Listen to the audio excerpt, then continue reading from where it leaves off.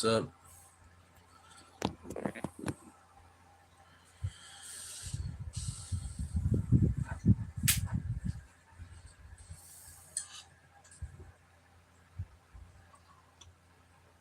Let's do a little bit of inking tonight. Last night we did basically penciled this panel down here, and gonna ink a little bit of it tonight. So this is one of my pages from my upcoming book, Helwär, and this is one of the main guys in here. This is the Helbinger right here, and yeah, it's one of the last 10 pages of the book. So I'm gonna be doing that right now. So yeah, start with some inks. See how much we can get done right now.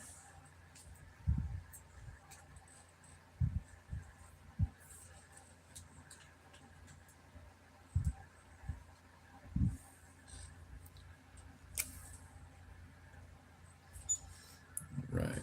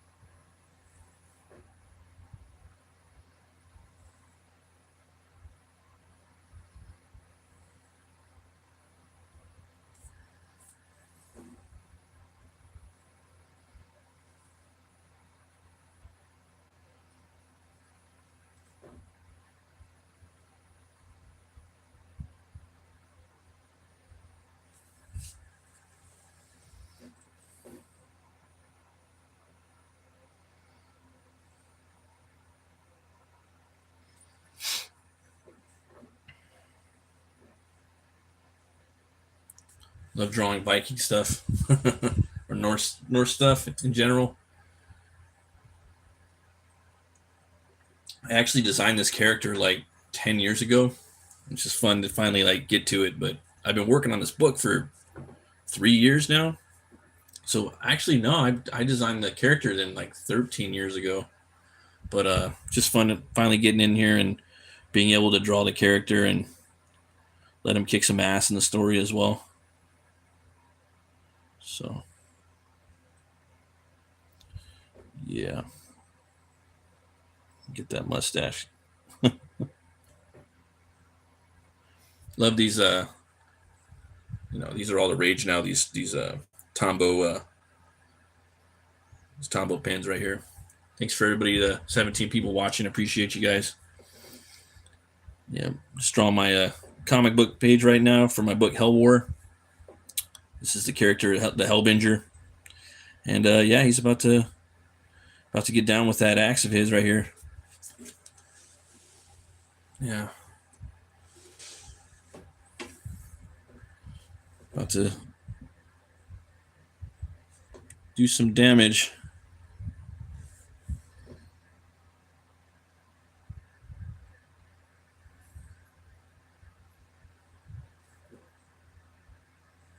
Need to get more Viking movies, man. Just never enough. There's like a handful, and then that new Vikings Valhalla was whack. I won't even watch it. One good show though that's really good, if you guys haven't seen, is the Last Kingdom. That's it. That's the best Viking show ever. That show is something else. Highly recommend that. Especially like the first 4 seasons. The first season's the best though. First and second, yeah. But it does time jumps every season. It jumps like 10 years. So the main character, Uhtred, son of Uhtred from Bedinbar. It's also about the formation of England with the Saxons and the Vikings. It's a great show. It's on Netflix. Yeah. I had canceled my Netflix for like 5 years, and I came back and had to catch up on a lot of stuff. That was like the first show I went to watch.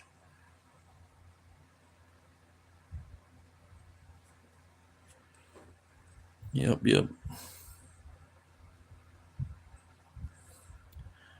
It's a shame I didn't get to live stream these pages too much. It's like 90 something pages. I wish I had been doing it before.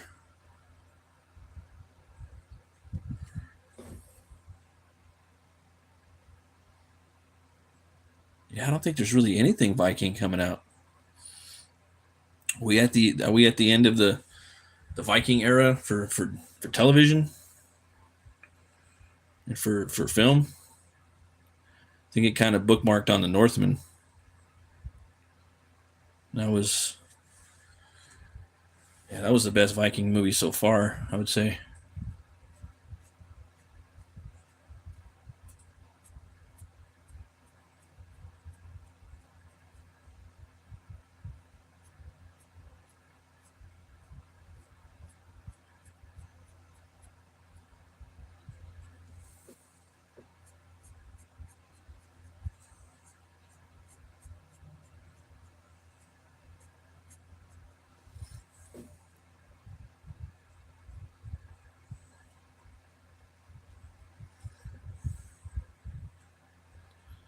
I guess it's Sumerian September, and yeah, found out from watching one of my buddy's channels, Stygian Dogs. You locally need to deserve more people to watch. Oh, thanks, Nicole. I appreciate it. I appreciate you, man. If you're into comic books and comic book reviews and stuff, um, yeah, you might like this channel. I also do tips on how to make comics and kind of how to, if you're coming into the scene when to make a book, you might like to consider subscribing to the channel. But yeah, I'm trying to do as many of these draw streams as much as I can. I'm trying to do 2 a week, but it seems like that people have been showing up, so I've been making it a thing now. And right now it's oh, okay, thanks for subbing. Hell yeah. I do a lot of Conan reviews and a lot of the new Robert E. Howard comic books. I'm really into that. I love sword and sorcery. It's like my favorite genre, that and horror. So this month is Sumerian September, and I learned about this information today by way of the channel Stygian Dogs. If you haven't checked out his channel, it's awesome. He covers a lot of Conan stuff, and yeah, he called me out on there, and he was saying that we're going to be talking about Howard or Conan stuff this month. So I'm all about that. So what I did was I put a vote in the Metal Cartoonist, this channel's community tab, see if people wanted me to draw Conan live and what era of Conan. So you have like the young pirate, thief Conan, and there's kind of Conan Prime, which is his when he's in his 30s, that's just more like the traditional Conan you see most of, right? And then the third option was King Conan. So I put it on there, and I put it out on Twitter too. So I've got a couple votes. So looks like the young pirate Conan and the Conan Prime are winning right now. But I'm not gonna lie, I'm terrified to draw Conan. I'm real yeah. Used to collect comics. Yeah, I understand. They get kind of pricey, and it's just kind of hard. Like that's why I've been just pretty much collecting the Heroic Signatures Titan line of Conan. They've been killing it like the last 2 or 3 years, and it's gonna be a pretty big month for Conan this month. So we'll be doing a lot of reviews and stuff. Looking forward to that.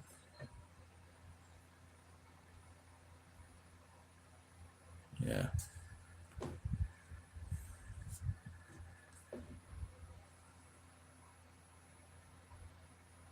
So I'll definitely be drawing that.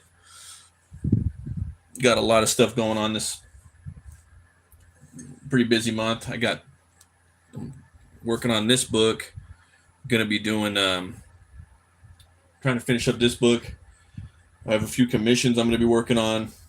I'm also working on Puritanian.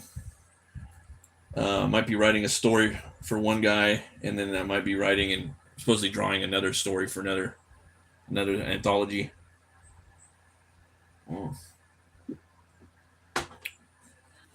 It's fun to stay busy though. I like to work on a lot of stuff at once. Let's see here, Nicole. In my area, there was a comic store called White's Comic Selection, but it went out of business like 2 years ago. Yeah, yeah, they've been going out of business a lot lately, man, all over the country.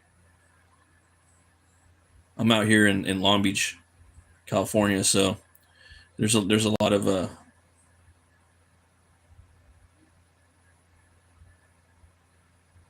there's a lot of stores out here.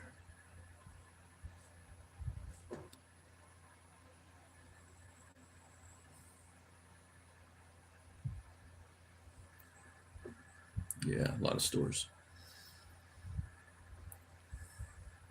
Oh, okay, cool.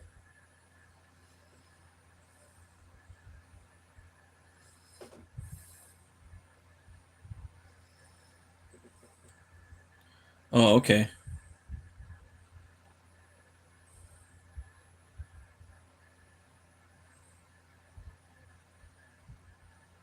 To Old Town.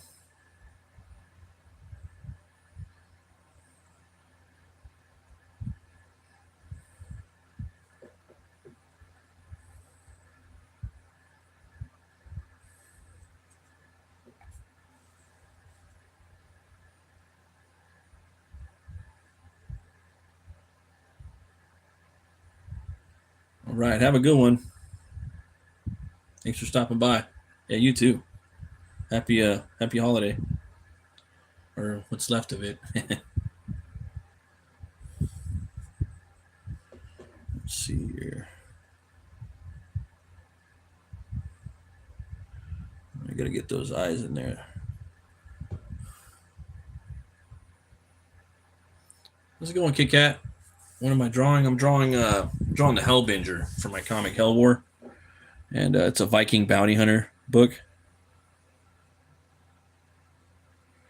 Yeah, yeah, it should be coming out in March, hopefully next year. I keep saying a time, and then it keeps getting delayed.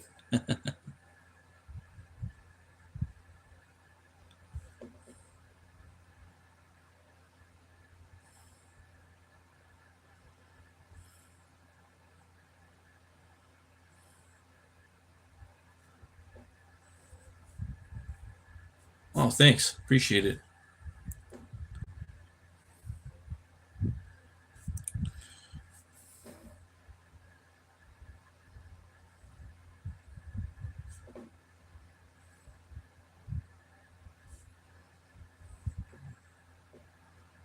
Yeah, so, yeah, I'm gonna be drawing Conan pretty soon, and when I do that, I'll be doing I'll be doing a few videos with that. We'll start with the thumbnails, then we'll do a couple pencil streams, a couple ink streams, and hopefully get something decent out of it. Looking forward to that.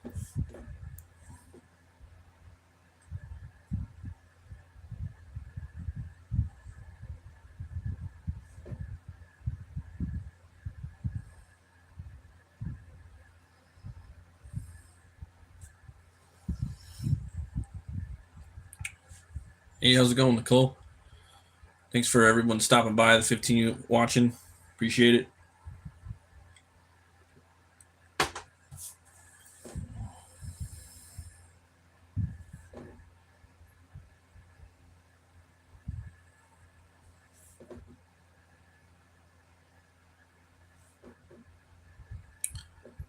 Oh, I'm using this Japanese pen. It's a Fuden Soki. I think that's how you say it. Fuden no Soki. It's a Tombow. This is a hard tip. It comes in a 2 pack, and yeah, it comes in a 2 pack, and also it comes with a soft tip. So I try to I use both of them. Try to get good with both of them, but they dry out pretty quick. So this is the other one right there. I think this one might be out almost out of ink. But when they start losing the ink, oh hey yeah, when they start drying out, I use like still use them just for like a different tone, you know. It's a little lighter. Yeah, these pens are awesome. I highly recommend them. Highly recommend it.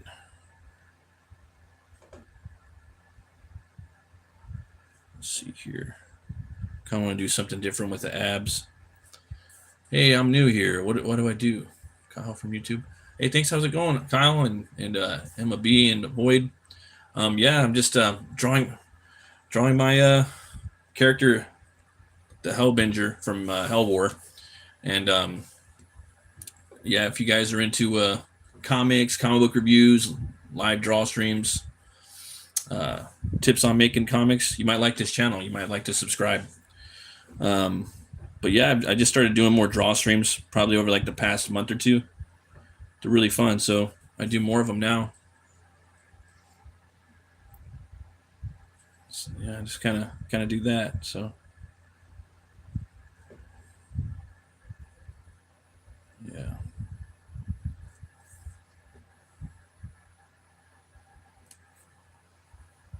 Been in a dimension, huh? Doing some ESP. Traveling through time.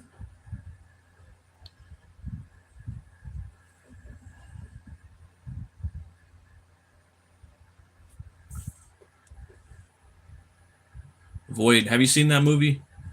The Void? Yeah, I want to check that out.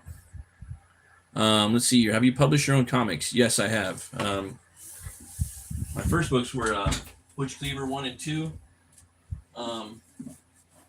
I actually have them up on the on a website called Find My Comics. If you guys ever want to check them out, that's Butch Cleaver 1.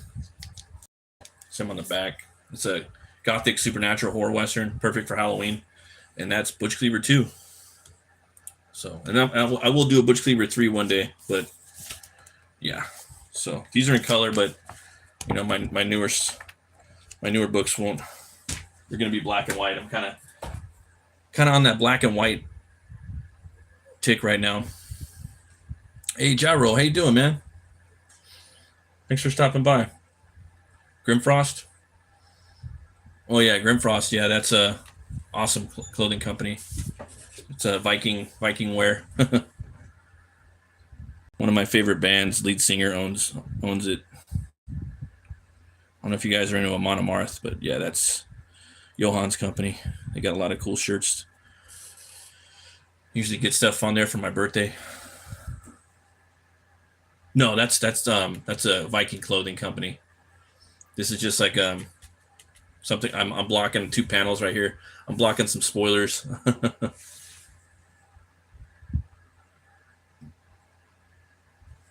Void? No, I don't know. I was just seeing if you've heard of the movie The Void. I've been gearing up to watch that movie. I hear it's great. And that director is going to be doing Deathstalker, which I'm really excited for that movie. Real excited for the Deathstalker. Yeah.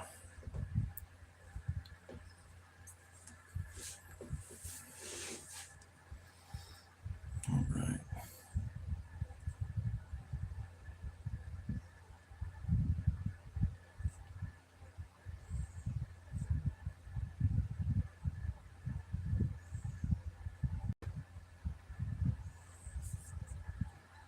All right. A lot of really good movies coming out. If you guys are subbed to the channel and you want to vote for what Conan I should draw, that would be awesome. It's in the community tab if you guys want to check it out. I'll try to start getting into that this week at some point. Busy week. Let's see here. Yeah, there's a new Deathstalker movie coming out.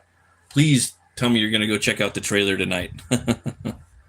Yeah, it's from the director of Psycho Gorman, The Void, Frankie Frico, and I think Leprechaun Returns. I haven't seen Leprechaun Returns, Frankie Frico, or the other ones. But the director, Steven Kostanski, he uses a lot of practical effects and tons of puppets. So, you know, Frankie Frico is like a cross between Gremlins and like Puppet Master and Cool World. Frankie Frico is like this character that you call to have a party in the 80s, and he comes and he's a little troll that comes over your house and throws a big party. But he's from this like world. Looks really funny, like cheesy. But The Void, though, that's like a Lovecraftian like cult type movie. That's like Kostanski's like hardcore horror movie. All of his other stuff's kind of got a little tongue in cheeky, kind of charming but not cheesy. Like Psycho Goreman, that one was pretty popular. That was like his biggest one so far. That movie's got a ton of puppets, and if you're into like the Jim Henson movies, like Labyrinth, that type of stuff, you're gonna love it. Let's see here. Void. You like horror movies? Yes, I love horror movies. most of my writing has some form of horror in it. Yeah, that's my thing. Like Helwär is like got a little, horror in it. Not too much though. Butch Cleaver is definitely a gothic, horror, dark fantasy, Western comic. He's like a slasher guy that, well, I don't want to spoil it.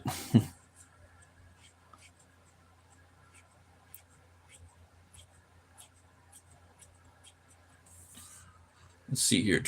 You like horror? Yeah, it's awesome. Halloween, Friday the 13th. Oh yeah, those are the classics. Some of the classics. Definitely. Yeah, a lot of good movies coming out. Sisu 2. I'm looking forward to that. And then yeah, man, I'm gonna start picking up my I'm gonna start collecting DVDs again, man.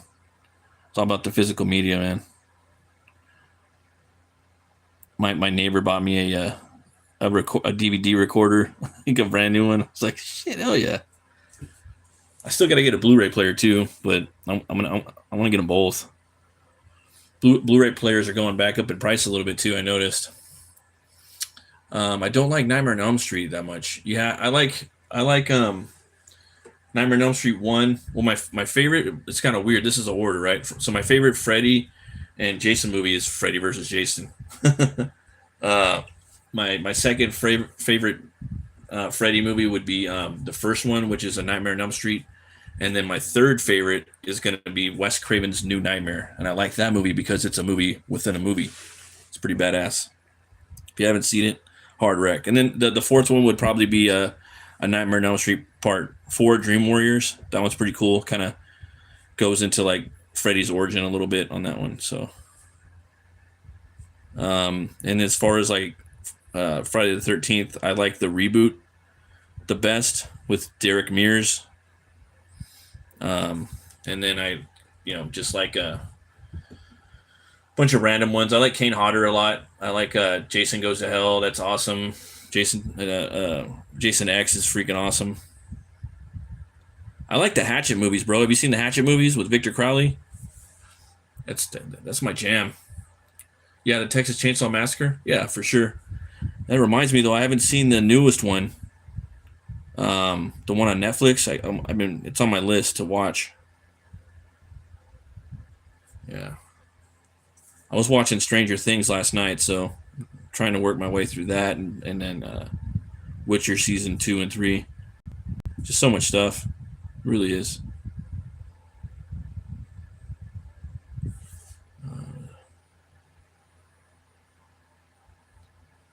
I know the Texas Chainsaw Massacre is based off of Ed Gein, and they're doing a TV show about him on Netflix. It's going to be like season 2 or 3 of Monster, and Charlie Hunnam from Sons of Anarchy is going to play him. Kane Hodder played him too. Yeah, that guy's pretty wild, or pretty crazy, I know a peer of mine that's been on the show. I've got probably 70 interviews. I did about, I think 70 interview shows called Open the Gates. And Luther Storm, that was his name. That's his name. He's a great writer. He's got a book called Ed Gein, Demon Hunter. Really good book. Let's see here.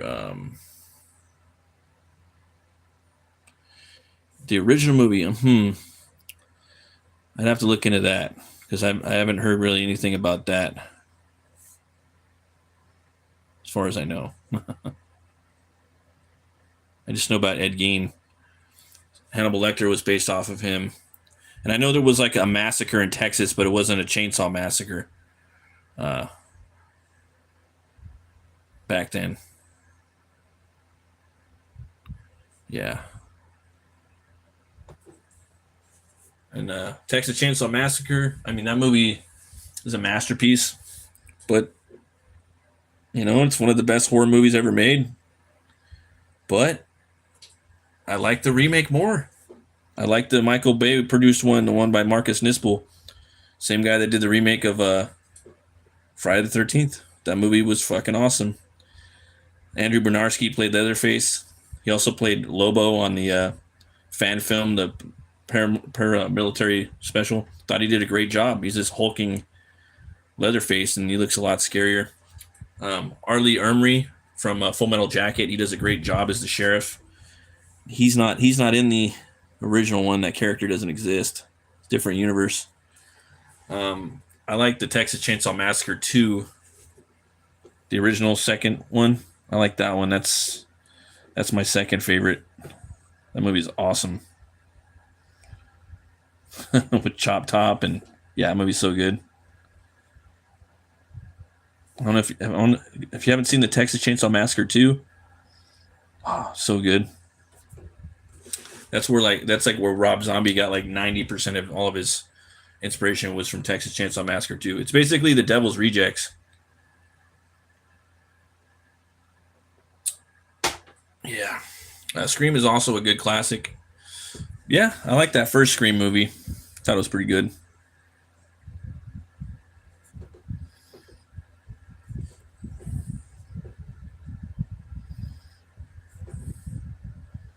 Anybody in here watching that show Wednesday? I think it's pretty decent. I'm watching it with my kid. She likes it a lot. Some of it's got some pretty hardcore horror, like Tim Burton's doing that. I really wish Tim Burton would just do like horror movies more. If you guys haven't seen his Sleepy Hollow, man, that's so good. Same thing with Sam Raimi. I wish he would just make horror movies. His last one he did, I think, was Drag Me to Hell. That one was great. It had a lot of CGI in it, but it was still good. That movie had like a good, what's the word? Aura, vibe. I thought it was cool. It felt like it was still in the Evil Dead universe for some reason. It felt like a Deadite could just pop out at any moment. I thought they just did a good job on it.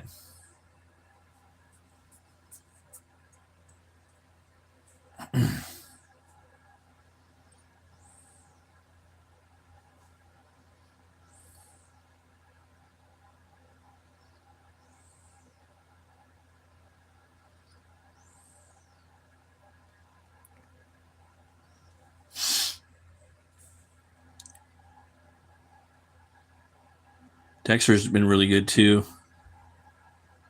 Really digging the Dexter.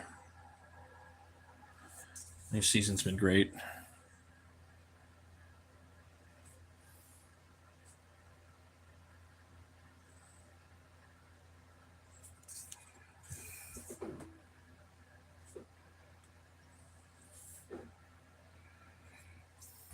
You guys seen The Rock, man? The Rock lost all that weight. He lost all his muscle mass. What happened? I guess he trying to lay off the roids or something. I don't know.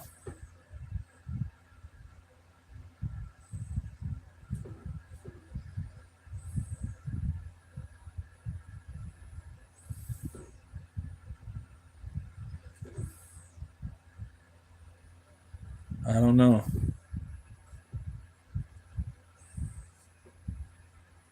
Very crazy. Same thing with Batista. I'm like, is he on that Batista diet? Is he on that Batista juice? I don't know.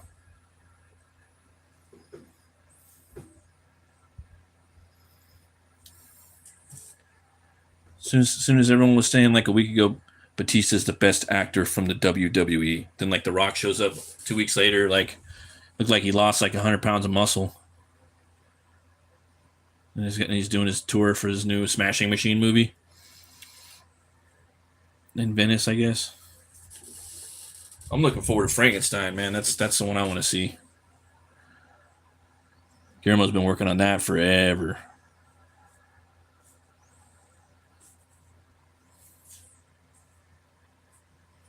Yeah.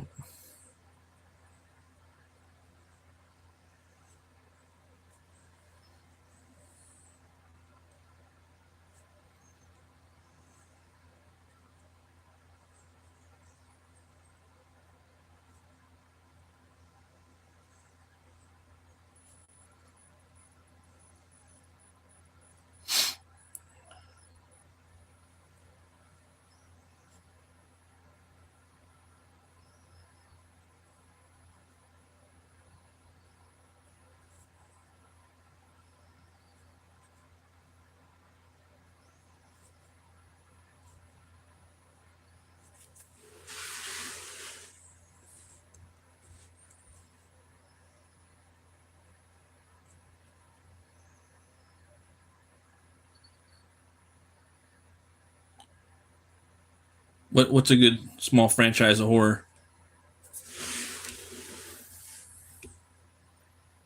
Oh, Chucky. Yeah, Chucky's pretty popular. I'd say that's a pretty big franchise now. I'd say a good kind of small one. Well, I was gonna say Hatchet. Have you seen the Hatchet movies? They're a little smaller than Chucky, but if you like slashers, like if you like Jason Voorhees and Michael Myers, then you got to watch the Hatchet movies. That has Victor Crowley. And it's played by Kane Hodder, the guy that played Jason like 4 times, and a bunch of others. He's my favorite, man. Victor Crowley. Oh, he's got the craziest like fatalities. he could be a straight up Mortal Kombat character. It's wild. He lives in the swamp. He's all messed up, deformed and whatnot.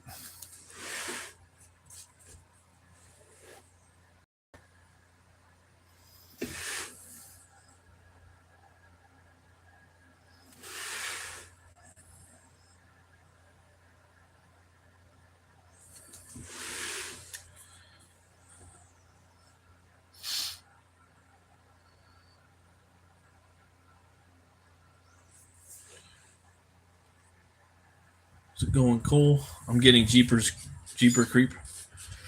Yeah, those movies are good, man. The first two,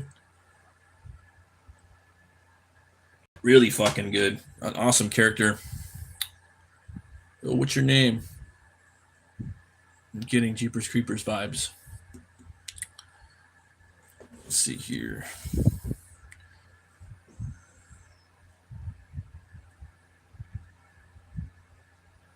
Yeah, the first and second one are awesome. The remake sucked. Yeah, because the director is a pedo, man. He's a pedophile, so they had to fucking get rid of his ass. But yeah, they need to make a new one. We need to get a new team on that stat. Let's see here. Did you watch Extraction? It's a really good movie. Oh yeah, I watched it. I was talking about it the other night. 1 and 2 are just phenomenal. Um, let's see here. That drawing your J-Raw is looking killer. Oh, thanks, man. I appreciate it. Heck yeah. Let's see here. They ruined the Terminator. I swear, it makes me so mad. Yeah, you know what? In retrospect, like I don't know where does it end for you? Like, where do the movies stop getting good? For me, it ends on Terminator Salvation. Like, I'm kind of good up until then. I don't know, maybe Dark Fate, but I didn't, or not Dark Fate, maybe Genesis, but I don't like how they took out Connor and all that. Yeah, no, I'm gonna say Salvation. That's the movie that I kind of pulled the plug on the third one. I really like the fourth one, the one with Christian Bale. I really like that one. The only thing that kind of ruined it for me was the CGI Arnie. I would have rather had Arnold Schwarzenegger come in there as like a cyber, like the actual, like, how do I put it? So you know in like the special features they have the guy named like General Candy that they based off of, they based the T-800 off of his physique. Well, I would have that General Candy. I would have put him in Terminator Salvation, and I would have had him alive, and he would have been just kept alive by like Skynet. They would have just kept him alive, and he would have been the first cyborg. He would have been straight up human mixed with cybernetic parts, and then Christian Bale would have had to fight him. They would have had to face off with him. I would have given him like a gun arm and like a bunch of crazy stuff. He would have been like a full on commando, like, you know, it would have been really badass. Rise of the Machines ends for you. I respect that. I respect that. Oh, thanks. You love my style. What? Oh, thank you. What horror movie you haven't seen in a while? What movie haven't you seen in a while, Void? T2 Special Edition is where I quit. T2 is arguably the best action movie of all time. The Cole Rise of the Machines ends for me, Montoya. Hey, what's up, brothers? Thanks for stopping by. Looks epic. Thank you. On to inks. Yes, I'm just inking this right here. Alien is one I haven't seen in a while. Yes, Alien. No one can hear you scream in space. The new Alien TV show is fucking fire, I think. Thanks, I appreciate that. The Blob thing in Judgment Day is just horrendous when it turns his arm into a spike that stabs. Oh yeah, the Liquid Terminator. Yeah, that movie never gets old, and the CGI is chef's kiss in that movie, man. It's fantastic. Yeah, it just holds up. But no, I do like Terminator 3, Rise of the Machines. He does a lot of really cool wrestling moves in there to the TX, Christina Loken. I think he choke slams her. He does a tombstone to her. Like, they do a bunch of WWF moves in there. That was pretty badass. One of my favorite scenes in the whole franchise is when he's carrying that corpse, that casket through the graveyard with the Gatling gun, I think. That's a pretty cool shot. And I guess there's like news that surfaced that Ridley Scott would turn down $20 million to direct that movie. Yeah. It's like, come on, Ridley. It's not that bad, bro. The Terminator franchise isn't that bad. You know. I mean, who knows? He probably would have made the movie fucking worse. He might have made it a little too heady, you know? Who knows? Let's see here. The dang kid's dirt bike had like 32 gears. Yeah. Talking about Alien Earth, the show? Yes, Alien Earth, the show. It's been pretty good so far. It's got that guy's daughter in it. That's the guy that's playing the new Green Lantern. His daughter is like the main character, that actress. I forgot her name. Something Chandler.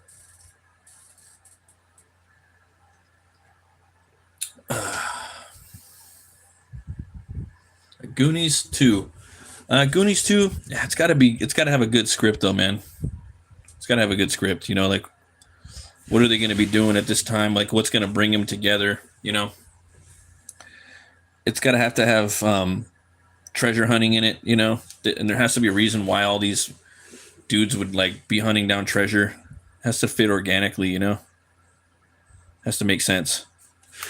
I know if you lean into to the character of Data, I think you could do a lot with that guy. Like he's definitely got the tech, right?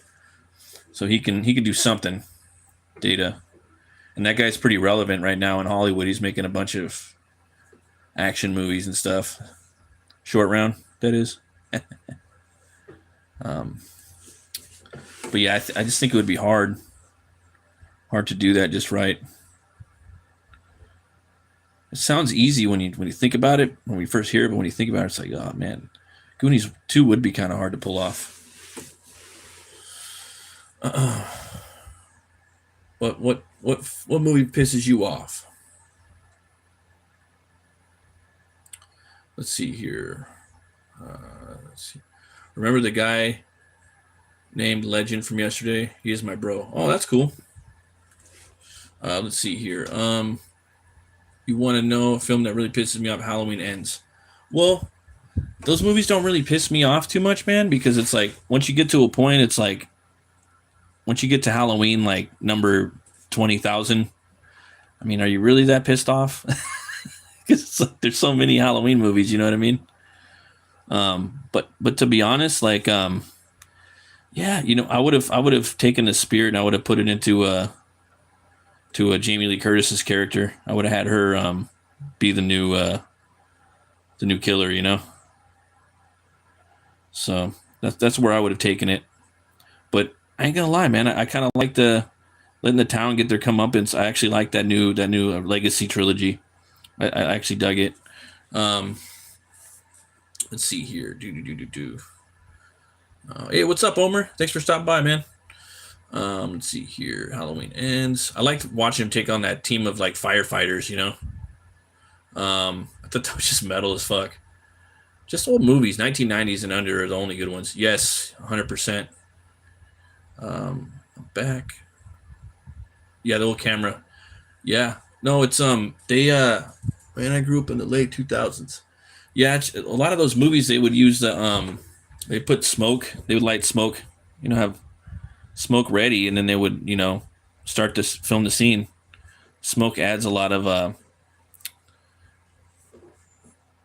don't know, it really adds a lot of glare to it and it really creates an atmosphere to the scene when you're filming afterwards. Let's see here. He takes out the firefighters and Halloween Kills, not Ends. Oh, okay. That's right. Because it's like Halloween. Yeah, I forgot all the names of the new ones. It's Kills, Ends, and then there's like Halloween something. Yeah, I thought that was cool though. I dug it. Yeah, a lot of people hate on the Rob Zombie ones, but I like those a lot. I like the Rob Zombie ones more than the new ones. He really took it somewhere, man. He made Myers like gave him the beard and everything. He's out there eating like coyotes and shit. Shit was crazy, son. And then he made the sister like she was about to become the new Michael Myers, at the end, or at least some type of Halloween killer. It doesn't have to necessarily be Michael Myers, but it could be a Halloween killer. Like they did in the was it season of the witch, or what, Halloween 3, I think. Yeah. Yeah, I like the Rob Zombie stuff, and also in the second Rob Zombie movie, he paid homage to Halloween 2, where it takes place in the hospital. Thought that was pretty cool. And I like how he puts a lot of the old actors in his movies. He shows respect to the old cats. He got him a couple bucks. I could just imagine being like, getting hooked up, being like an older actor, older than I am now, which isn't too much off, and being offered a role in a movie with a bunch of other, peers that are my age. That would be fun. Funny seeing Danny Trejo in there. I was good to you, Mikey.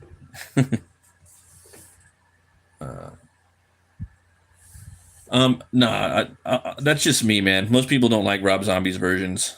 I do. I really do like those. I like Tyler Mane. I think he's pretty badass. Yeah. My favorites are like Halloween 1, 2, and then I like the reboots, I like the zombie, the zombie 1 and 2, and I like the 3 new ones. Yeah, those are the ones I like. Yeah. I don't know, man. I just never really got into the other ones too much. They're fun to watch, though.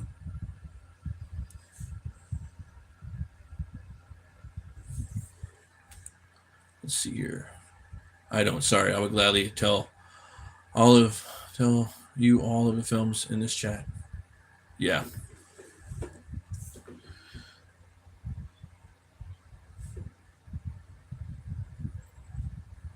Yeah. A lot of people don't like Season of the Witch either, the third one. But I really liked the first two a lot growing up. Like, really liked 1 and 2. I just really loved the hospital one. I thought that was just scary, because hospitals are always scary. Just putting the whole movie there. It's kind of brilliant.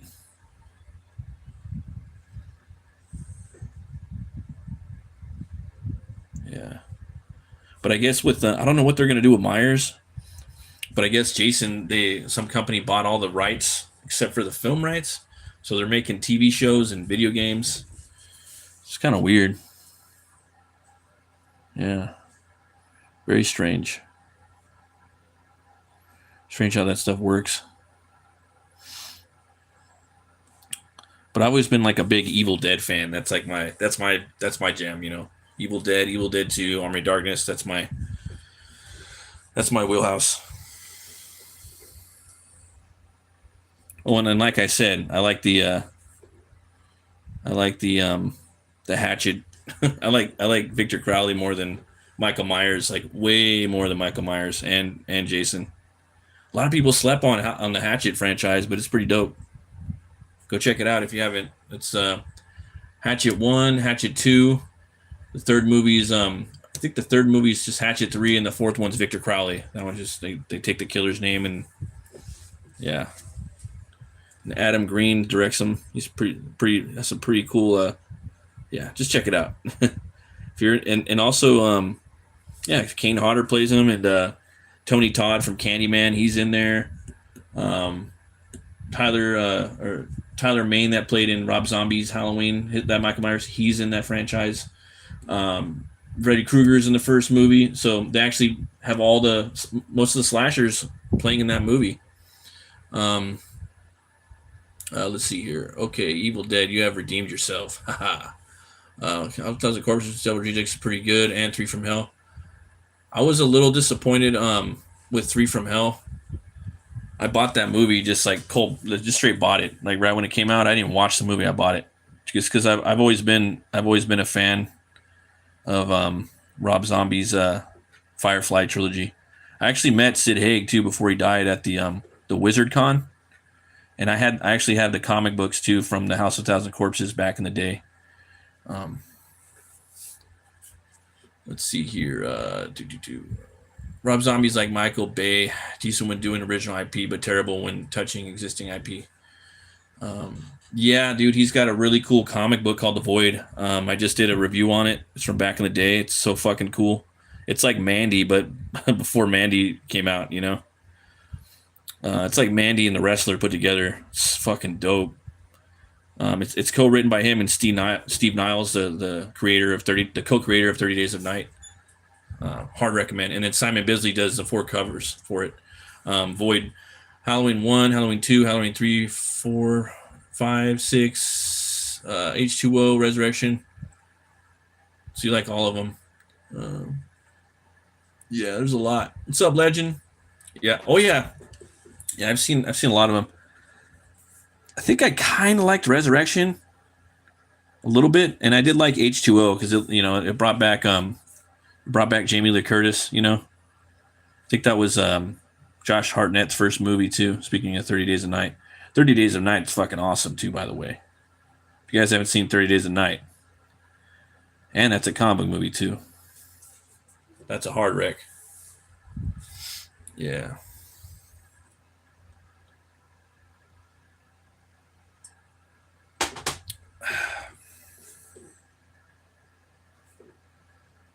You guys gonna watch The Conjuring, the new Conjuring movie? Are you guys into those? See me, I like all the genres of horror. You know, all the horror movies. You guys ever seen New York Ripper? Now that's a fucking slasher. Don't watch that. That movie's hardcore. No, it's pretty scary for a slasher. That one's crazy. You guys seen Maniac?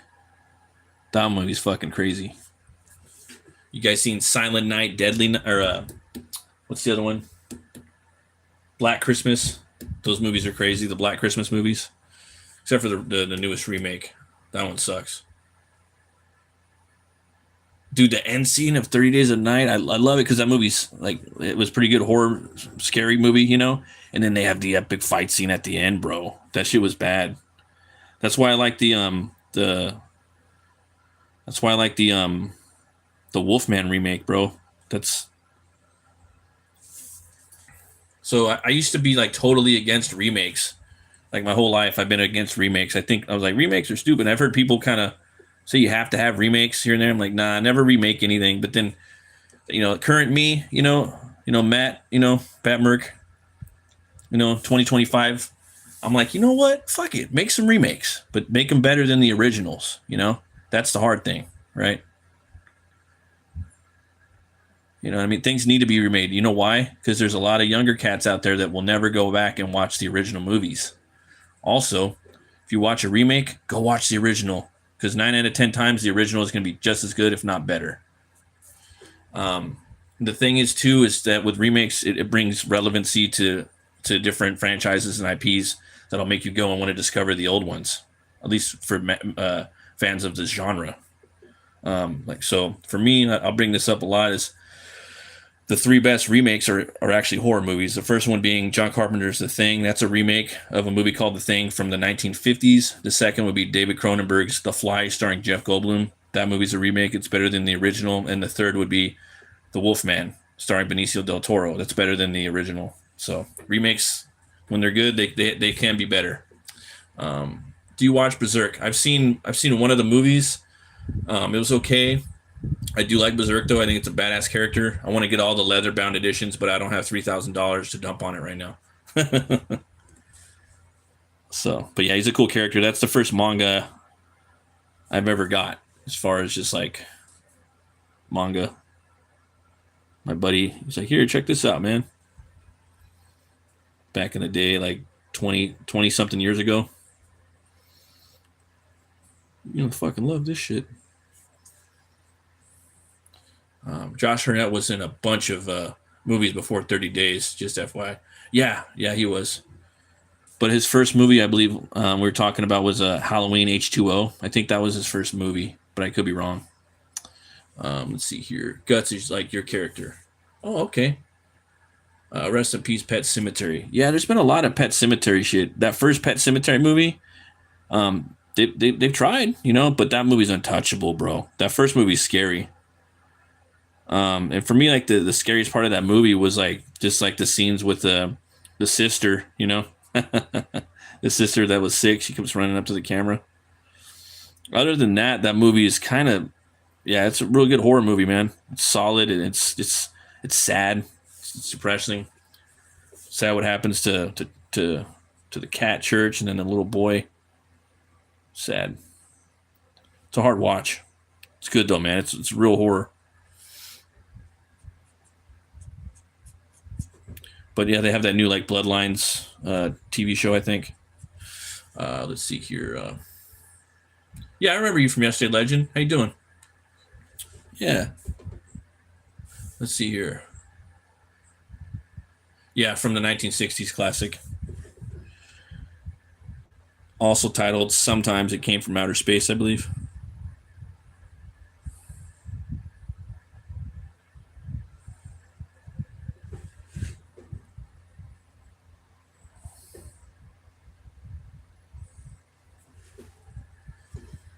Let's see, there's that. Boom, boom. Then they made a sequel to The Thing. That was okay, but it was untouchable. Like it was not as good as the original because they used all the CGI. But I really respected how they tied everything into the original The Thing, because it's a prequel to it. There's like a scene where one of the guys puts an axe through a wall, and they even like put the axe in the wall in the prequel that they made recently, like in the aughts. It's like, wow, they really nailed all the details, but it's just kind of hard, That Dead Space, though, man, they were trying to make a Dead Space movie for a while. They're not going to do it. That'd be the next thing that's like that. Even John Carpenter was going to produce it too. Yes, remakes bring movies into a current time and place, because movies get stuck often when they are made. Even sci-fi gets stuck. There are a bunch of films that have been remade from the late 50s to the 70s that you wouldn't even know. Yeah, it's crazy, right? Crazy. I got one for you that some people really like, They're not better than the originals, but they're pretty good, and that's the Clash of the Titans remake and also Wrath of the Titans. Personally, I like Wrath of the Titans more than Clash. I thought that movie was dope. I might even like it more than the old one, than the old Clash. But that old Clash is sick. With all the cool little characters.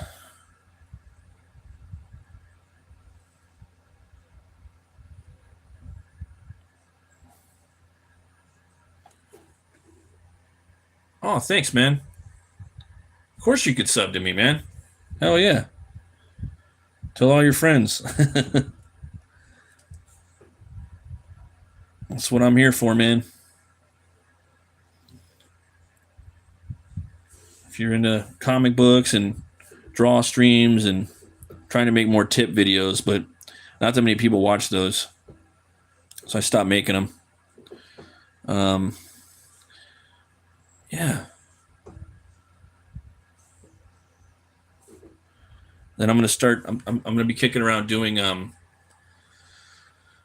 gonna be kicking around doing some. Yeah, Harryhausen the goat. That's right. Try to start doing Saturday morning shows around 10 a.m. Eastern time. Yeah, for like an hour or so. Get a little coffee, talk some comics, have some guests on, maybe promote some independent comic book that come out. Some of them have like Kickstarters. Some people have websites, that type of stuff. Interviews. Yeah, I'm gonna try to start doing that on Saturdays. Not this Saturday because I got work, but maybe the Saturday after. Try something new. Some cartoons and coffee, cartoons, comics, and coffee, something like that. It's just the late nights. It's just been kicking my ass. The late night to that is like streaming and then waking up real early, like getting 3 or 4 hours of sleep. It's a little tough now for me. Let's see here. Oh, thanks for subbing, Void. Have you seen The Void? I think you answered that, but I'm not sure.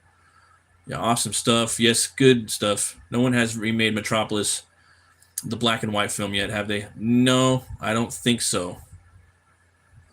You were getting much traffic with the vertical short tips. You weren't getting much traffic with the vertical shorts tips. I haven't done vertical short tips yet. I never tried that before. Maybe that worked. Oh, okay. So you have seen The Void. Nice. Did you like The Void? My brother saw it. He said it was great. My buddy Brian saw it. Said it was great. The trailer looks fucking awesome. Yeah, maybe I could try doing that. Did you like The Void? Void. Did you like The Void? Omer Glitch. Yeah, maybe I'll try doing the vertical tips. That might be kind of cool. I'll have to look into that. Because I just do like those discussions, like where I talk about the topics, I want to kind of get into the meat and the potatoes of just like talking about things about comics in the indie scene, but as it pertains to building channels and networking and getting your book going and getting writers and, I got like 20 videos. But, then I wanted to do like some drawing tip videos too, but I'm doing draw streams now, so. Plus, there's tons of content out there like that with people that draw so much better than me. People can learn from them, I'd rather teach them about anything else. Yeah, because I had that other channel, and then I took all the content off that channel, and I put it over here. I was just like, too much work to have two channels. Better just to have one right now for me. Yeah, change the format to vert. Yeah, I still have that channel though. I'm gonna figure something else out with it eventually. It's not, but this is the home base, so just try to keep it here for now. And it's just I really want to concentrate on my craft this next year, man. There's a lot of projects I'm going to be working on, so I really want to spend a lot of time working on that. and I figured, I could just kind of jump on here and do some YouTubes, some draw streams. It's kind of fun.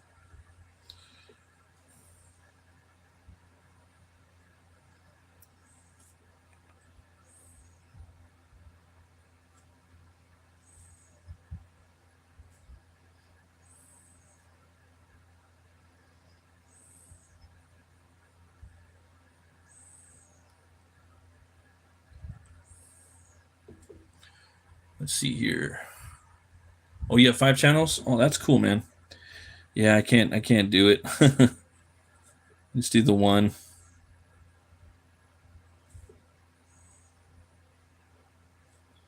Yeah. I'm gonna be doing a bunch of Conan reviews this week. I'm really excited. And I'm maybe drawing Conan. I'll be drawing Conan on my next draw streams. So if you guys want to go vote, I got it I get it in our community tab. It's either Young Pirate Conan, Conan Prime, which is like the Conan we basically see all the time, and then King Conan, which we see sometimes. Imagine Conan, imagine Arnold Schwarzenegger sitting on his throne at the end of the movie. There's that, and then there's the books. That Conan. I haven't drawn Conan in like maybe 10 years, so I'm like terrified. I've been like working my way up to I've been drawing a lot of Howard characters lately. So, yeah, and it's Sumerian September. I recommend everybody get out there and draw some Conan this month. Sumerian September. Yeah, he's the man.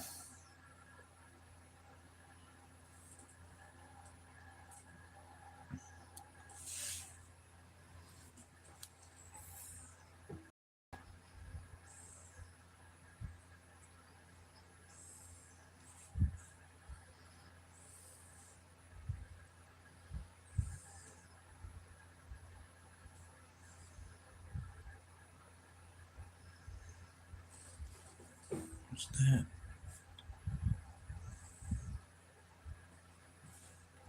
Let's see here. It sucks. I lost like 140 subs in the past month posting and editing. It's just annoying. Oh, sorry to hear about that, man. That's a lot of subs. Yeah. Yeah, it's a lot of work, man. And they're always changing things on here, I don't put much thought into it. I just kind of just yeah, just they've done that to me too over the years. I would have like I think I'd have like 40 or 50 and then it would just disappear. I don't know what the thing is. Like overnight. So that's happened before.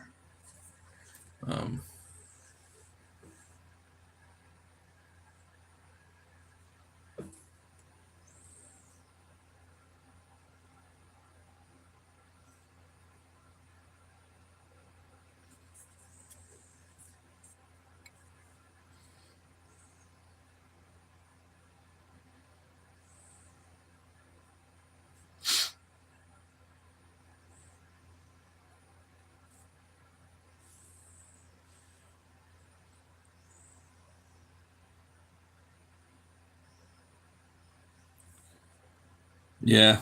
No, this the shorts you can get a lot of views, but I think you need like a few million to get kind of really get going. I think you need like 3 or 4 million. That's a lot.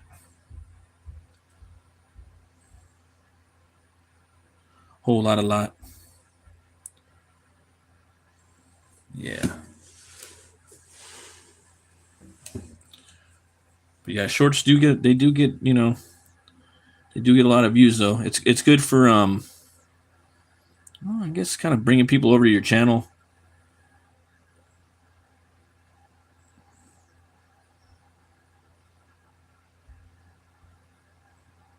With this channel, I want to just kind of really big the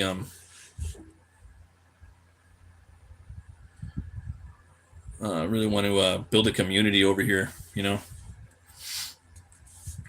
a bunch of different people.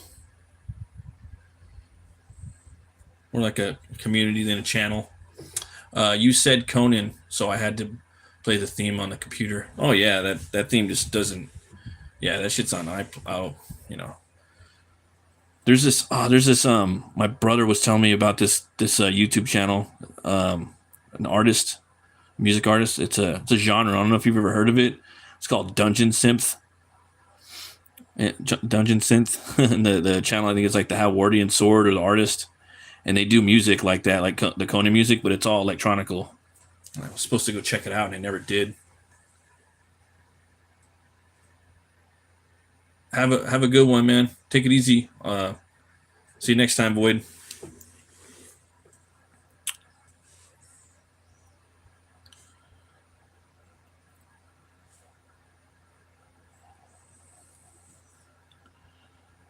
Okay.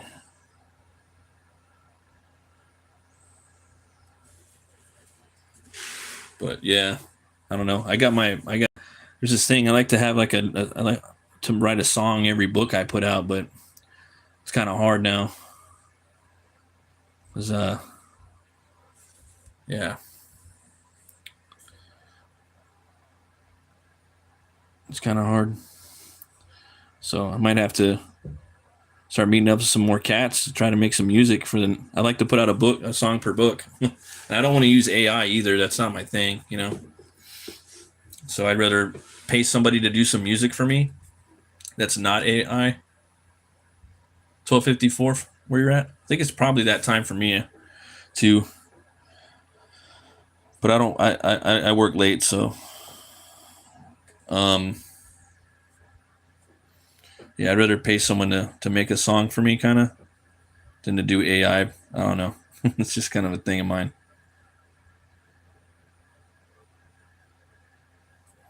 Or I would want to do it more than anything, but if I can't get a person to do it, kind of skip on it. Yeah, see you, Nicole. Thanks for stopping by, man. You guys are awesome. Happy September.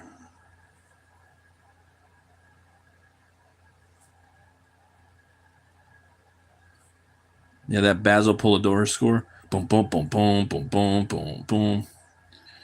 Yeah. He even did the second one too, the Destroyer. That one doesn't get as much love though. It's pretty sick. It's a really good score, but it's not as good as Barbarian, but it's pretty good. It's like, how does that one go? Bum bum bum bum bum bum bum bum bum bum bum bum bum bum bum bum bum. Something like it's very similar. It's a little different though.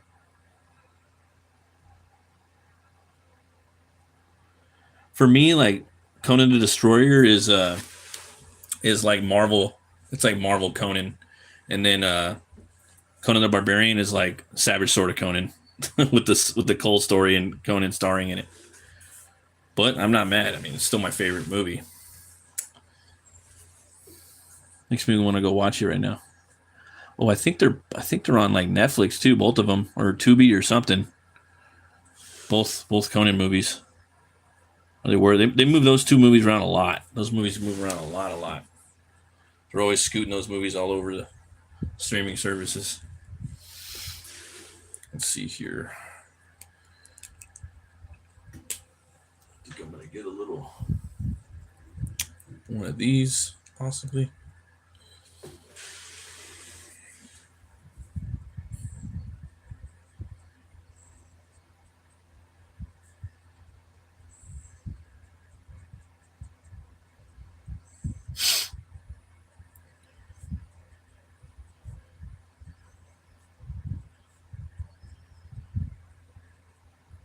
Yeah, I thought today I was getting paid double time, and they're like, no, they switched it to time and a half. I'm like, but my double time.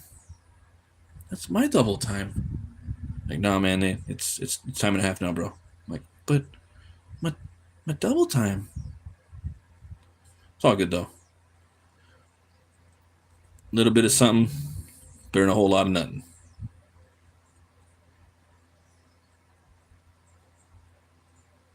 My double time.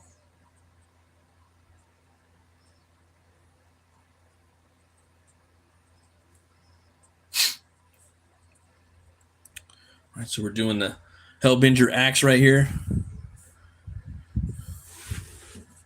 A little bit of that.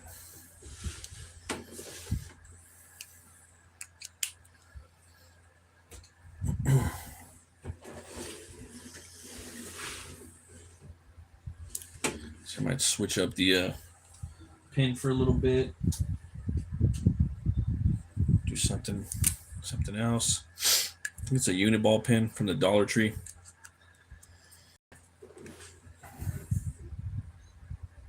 I'm just gonna start doing some of this.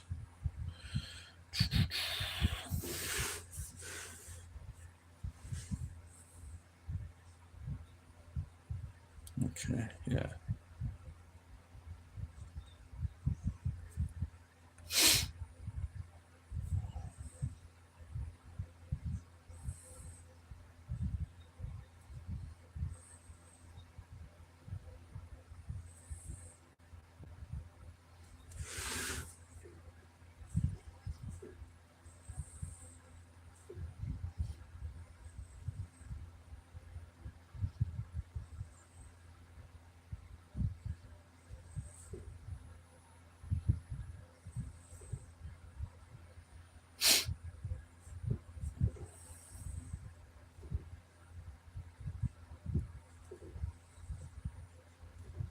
Yeah, I was really taken back by that. I know I'm behind like a few years, but that Stranger Things season 4, that first episode, man, they really went pretty hardcore horror with what 11 did. So behind on that season, criminally behind. But I hear it's like the most metal season.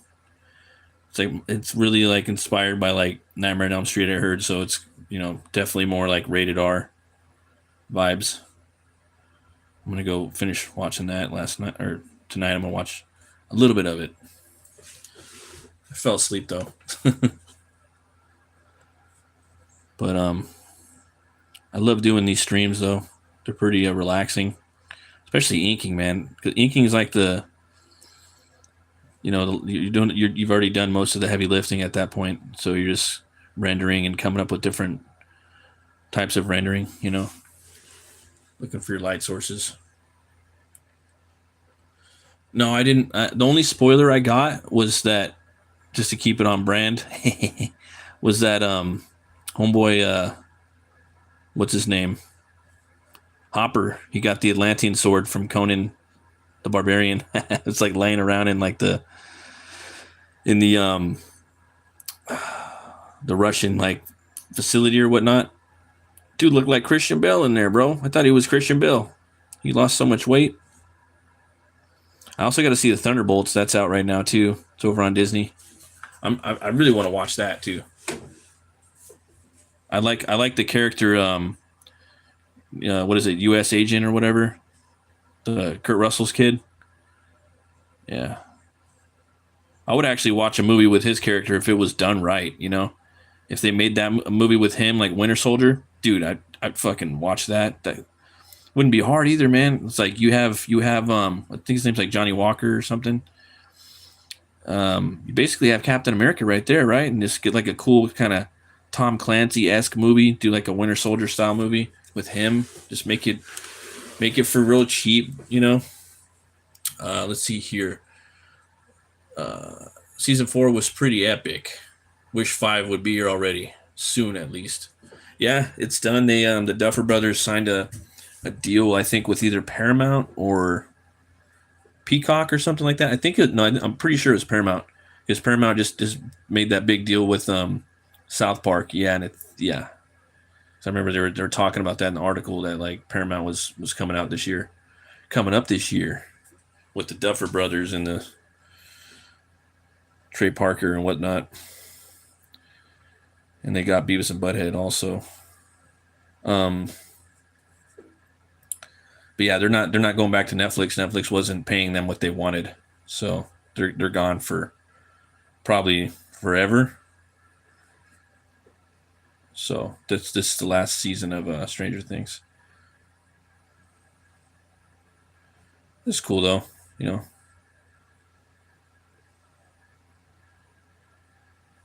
All good things must end, right?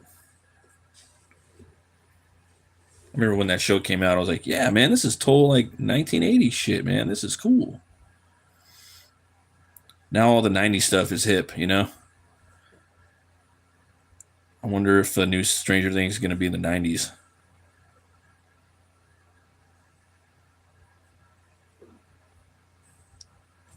Possibly.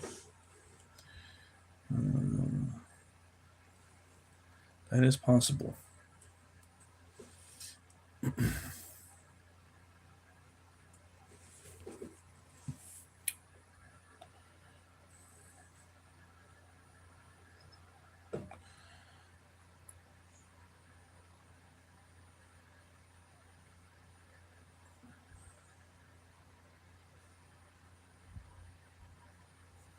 See, NF put a, I don't know what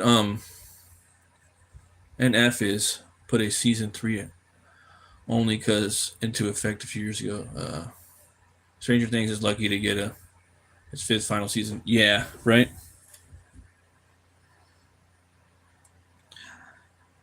Yeah, I think that shows like they need to have less episodes, but very potent, right? Because you're essentially looking at like a big production that's basically like a movie or close to like a low budget in some regards movie, but it's still a movie standard, the way the effects are and things like that. So I don't know. I think like 9 episodes is a good amount of episodes for a show per season. My favorite show was the Ash versus Evil Dead. Man, I wish we could get another season of that. Just one more. That would have been really fun. That would have been really fun.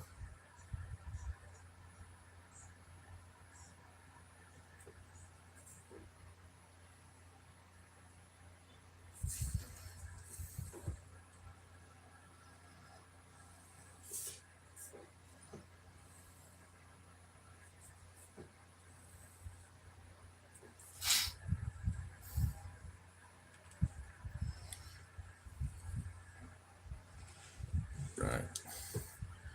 So we'll get another, just to give it some different feel. We'll get the brush for these horns down here, just to switch it up a little bit.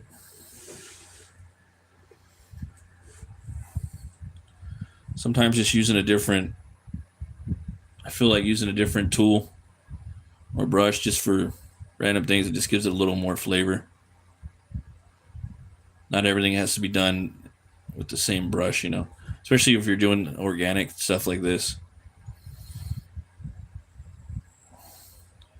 I'm looking for that, the little mistakes and imperfections for this.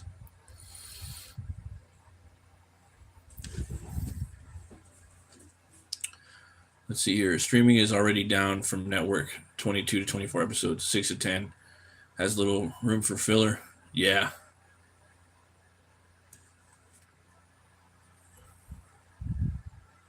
Yeah.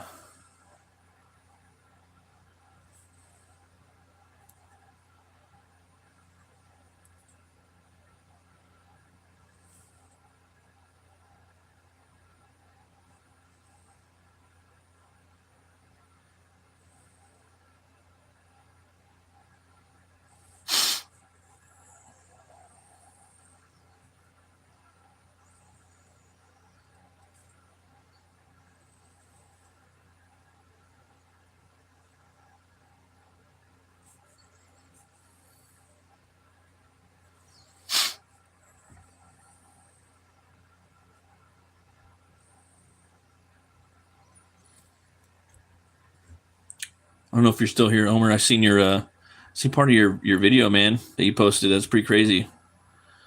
With the possum back in the dizzle. The dizzy. The homie Brian's got a pretty dope video out right now too. About Paul Naschy. Do you guys know who Paul Naschy is? He was like this Spanish Christopher Lee. He was like a weightlifter that became a pulp writer, that became a director, that became a monster movie actor. He made like 11 werewolf movies. He played every monster you could think of from like the Universal, but Spanish style. Yeah, the old school street cat crab, dude. Hell yeah.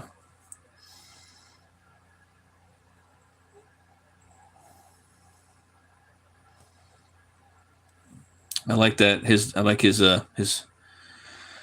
possum character. It's pretty dope. It's kind of like Batman, like a Texas Batman type character.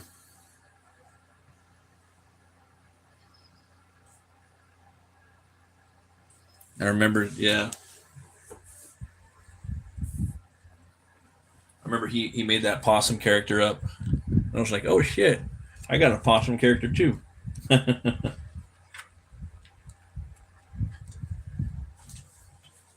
Well, mine was way different, you know. Mine was like a bounty hunter. His is more like Batman. Mine would be more like Sabretooth. You know, there's mine. Opie the old possum. You know, I want to do a comic about him in the West. He's in a lot of Butch Cleaver one. He gets fucked up a lot. Ow. I hit my toe last night on a trampoline. And it's like my baby, I guess my baby ring finger toe next to the small one. And it just exploded with blood. Let's see here. I've been in this grind for a bit before crowdfunding was a thing. Well, right before crowdfund. I think it was just about to start. Yes, your possum character is dope. Oh, thanks, man. Yeah, I like him. Yeah, I'm proud of those books, but I could draw them like so much, like easily 3 times better now. Oh man, it's gonna be weird when I come back to that world. If I ever do, hopefully. Let's see here. So I'm gonna be working on some fantasy coming up, man. Good thing is though, I like my books to be in the same universe, if possible.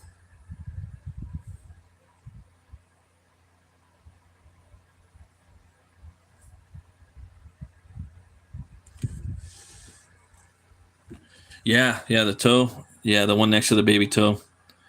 The ring toe, ring finger toe. It hurt so bad, and it just I had to literally like go to the wall right afterwards. I'm not gonna lie. I had to hop over the wall. Then I had to do like a little like wax on, wax off, line my fist up with it, and just punch the fucking wall, man. It hurt that bad. I couldn't cry either. I wanted a tear just to roll down my cheek, but it just didn't. You know how it is when you fucking hit your toe, you know. I see a Ninja Turtle in his abs. Maybe. Yeah. Quite possibly. Possibly.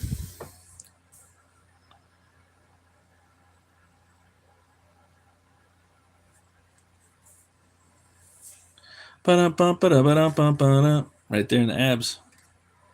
Said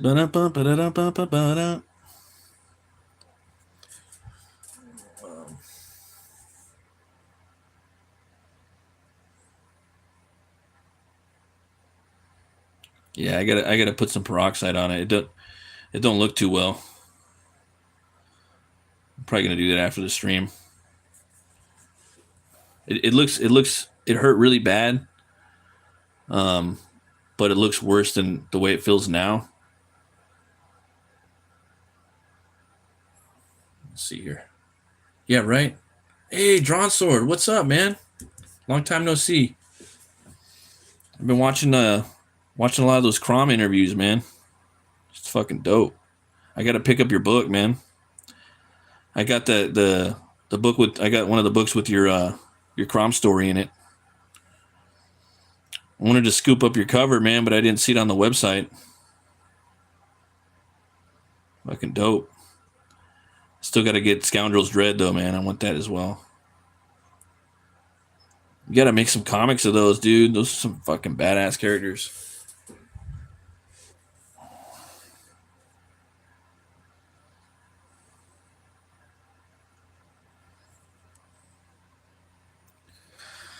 Oh yeah, the axe. Yeah, it's kind of weird.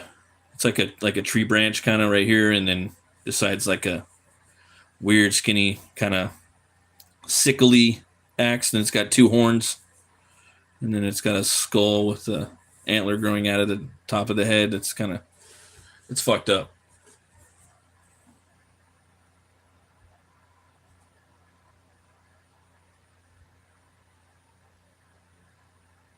No, I didn't get the mock-up, man. I wanted it though. To be honest, dude, I wanted to buy a bunch of shit on there. Homie had fucking Berserker Knot on there. I've been looking all over for that shit. And that fool Lafferty just started streaming again. I like his work because it looks like Bisley. It's real raw, like at least like his. I mean, because that guy, he's got a lot of styles, I guess.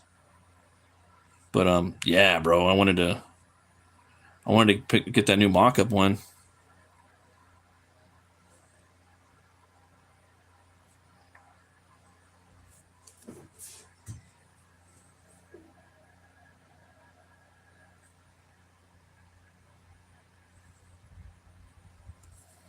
Yeah, I'm definitely gonna be scooping those books up though, man. Once I start getting more cheddar,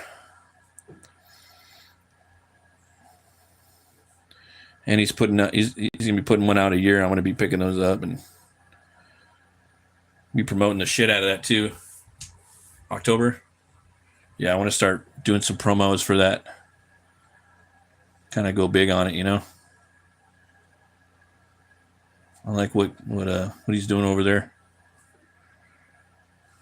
or what you guys are doing over there.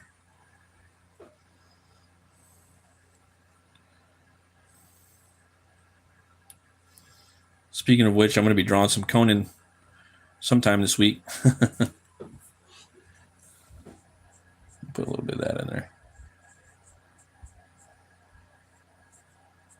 There we go. Get kind of dirty.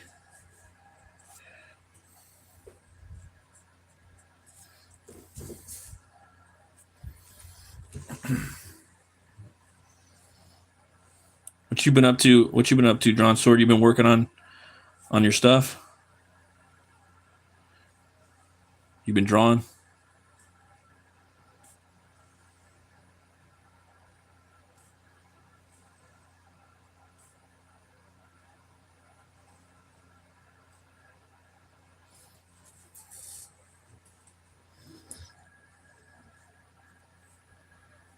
What's that?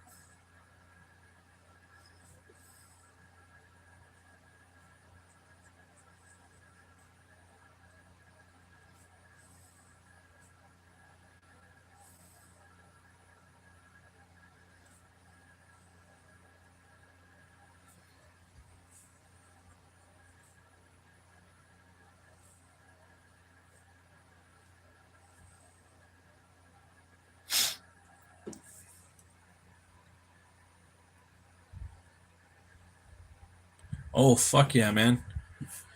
Yeah, I was over at your website like a few days ago. I was checking out to see if you had any updates. Are you still using that website for yourself? It's like I think you have a link on your channel or something like that. I was checking it out just to see what was coming out. You know. Um,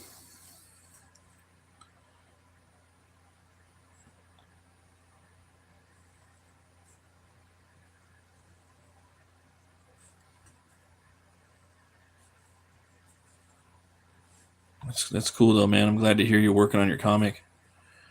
I know you got like hundreds of characters.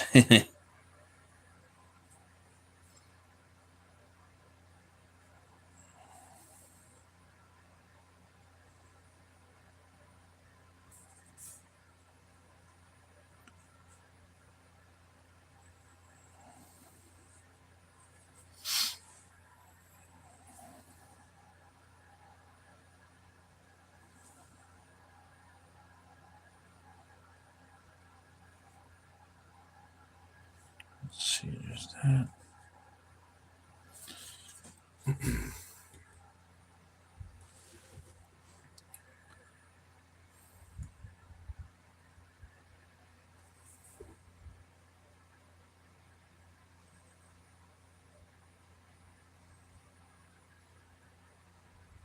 I need to get a web store going pretty soon.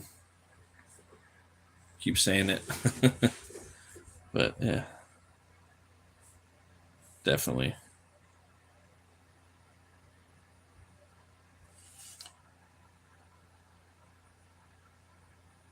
Yeah, dude. If you should try to like just do like draw if you can like afford to sacrifice any story without spoiling. Maybe like do some live drawings. I just started doing it like 2 months ago. It's been working out really good for me.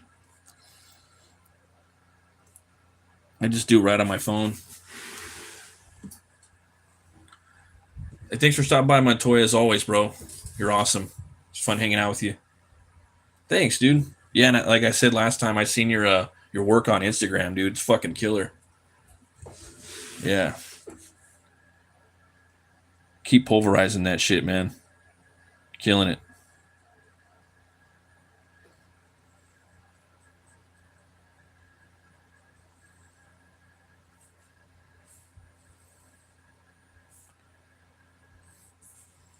Yeah, Drawn Sword. I've been watching your interviews over there too. It's been pretty dope. From like the first time, like time you met up and stuff, talking about your processes and very interesting stuff.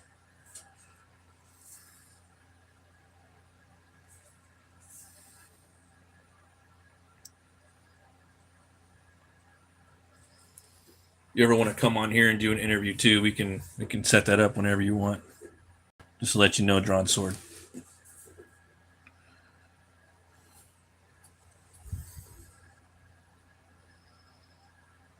Or just to hang out. I'm going to be doing setting up a show on Saturdays in like a couple weeks. So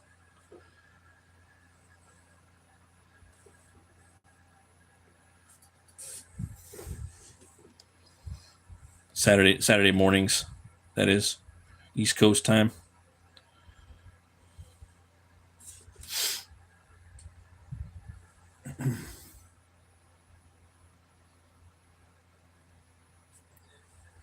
Just talking about comics, weekly metal stuff,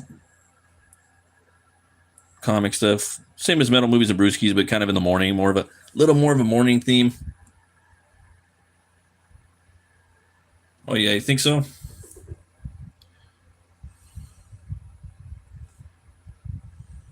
Yeah, that'd be cool.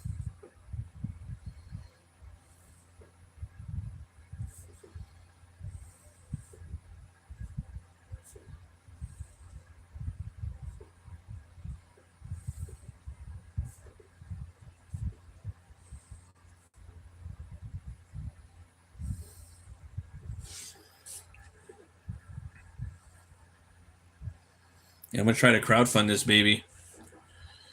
If it doesn't work, then I'm gonna just take. Then I'm just gonna figure. I'm gonna make it myself. Save up money and save and save. If it takes fucking 15 years, then I'll just do it myself.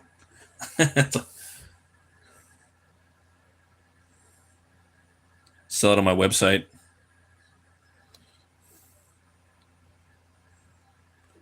I live for this shit. Was that Vin Diesel?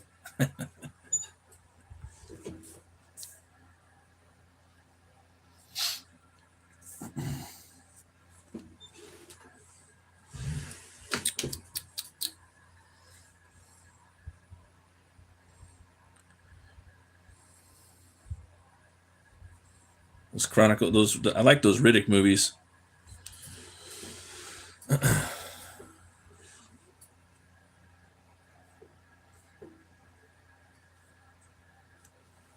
Yeah, those movies are cool.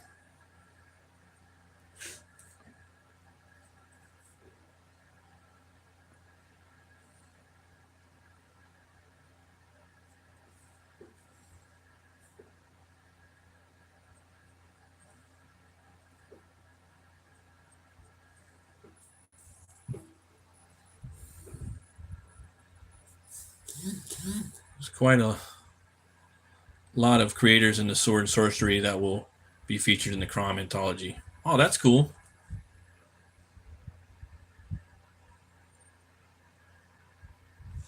Yeah, good to know.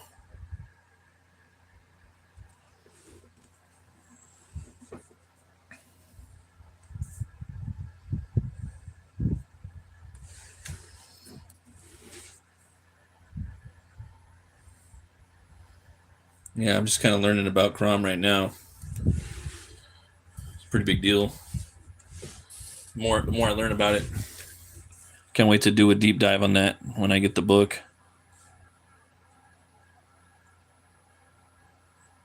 I like that spider creature you made up. It's fucking dope, dude. That spider ant. I was like, hell yeah, dude. Fucking sick.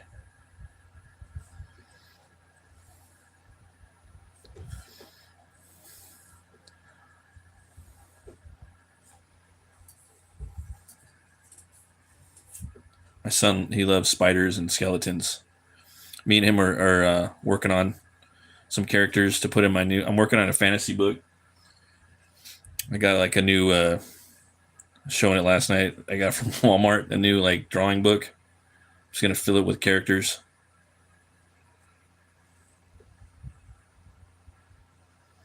Yeah.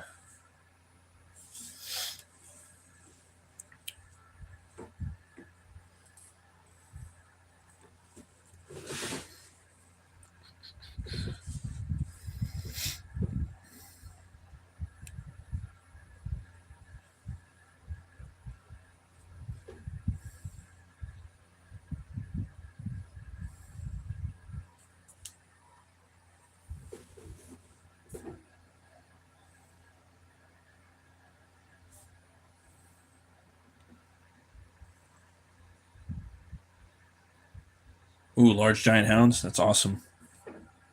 Hey, you're not on Twitter, huh? Drawn sword. You don't have a Twitter, huh?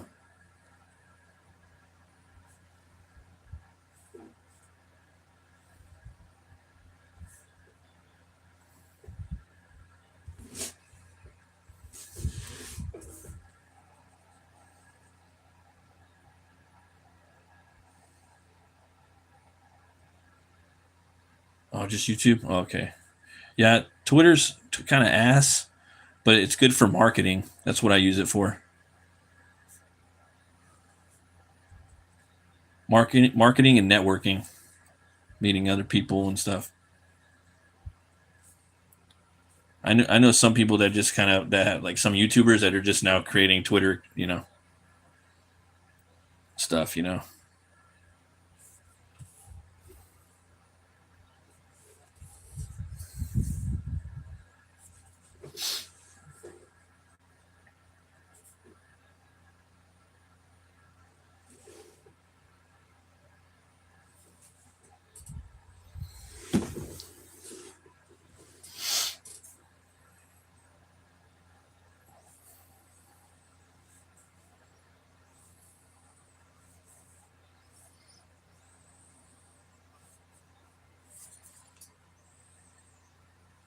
Oh, okay, for sure. Yeah, I do everything on a cell phone now. Crazy, huh? It's like the opposite. I just use for like the computer. I just use that for streaming, like doing live streams and using Photoshop for like sizing up artwork and lettering. I used to use it for coloring. I don't even do that anymore.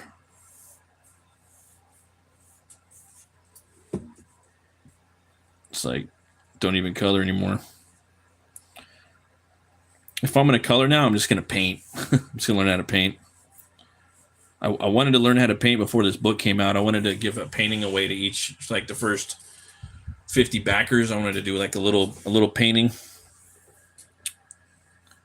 I was gonna set up a uh, like a color palette I was gonna use. It's just gonna be like 3 colors, but yeah, I didn't teach myself how to paint in time. So gotta teach myself how to paint. Yeah. I was just gonna do acrylics. Yeah, I was gonna do acrylics and probably just gonna paint some characters out of the book. and just give them away randomly to like the first 50 backers or something like that. I would do 100, but that's a lot, and I don't know how to paint.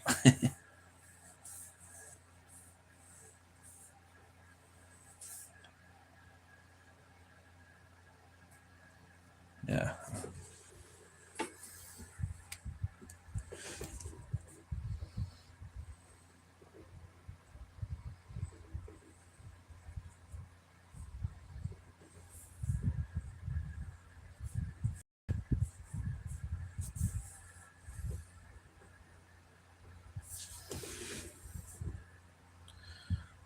I got a little bit of smoke coming off this axe. Believe it or not, I got to choreograph a fight scene with this axe, and it's extremely hard because the other guy has a weapon too, and that axe has to fight with that other guy's weapon, and how do those weapons, when they connect, what type of physics happen. Got to do some cool angles, and it's got to be a good fight. So like that's something I got to choreograph and get an inspiration for. Every now and then I paint, but hardly ever finish them. Comics always take forever. Oh yeah, for sure, man. Yeah, and then I'm gonna paint the cover for this book, so that's why I wanted to get the painting going. Kind of goes with the motif of the book.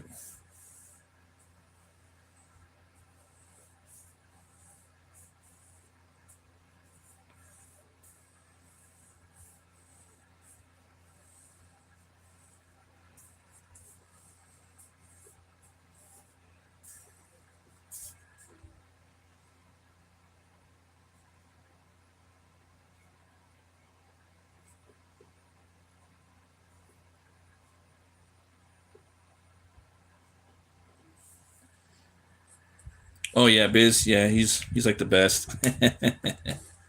Yeah, the Biz. Yeah, he is, man. For me, it's like Biz and Buscema right now, man. That's like that's where it's at, bro. And Della Torre, man, from the new Conan, but he's really inspired by Buscema too. But I find he uses a lot of what is it? He uses a lot of shadow. He uses a lot of shadow, which I like even more. I really like Kurt's work too. His inks, everything has like this really like stone look to it. Dude's definitely got a cool style.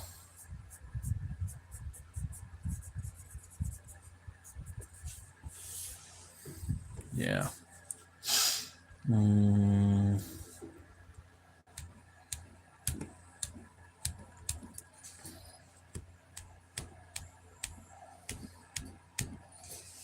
Let's see here if this is almost out of ink. Yeah.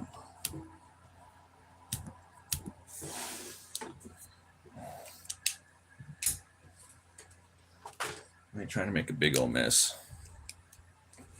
I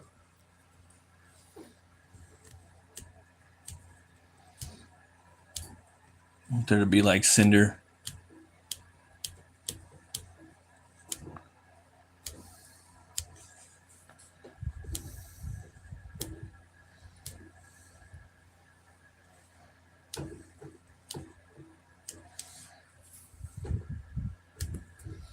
Nothing too crazy, just a little.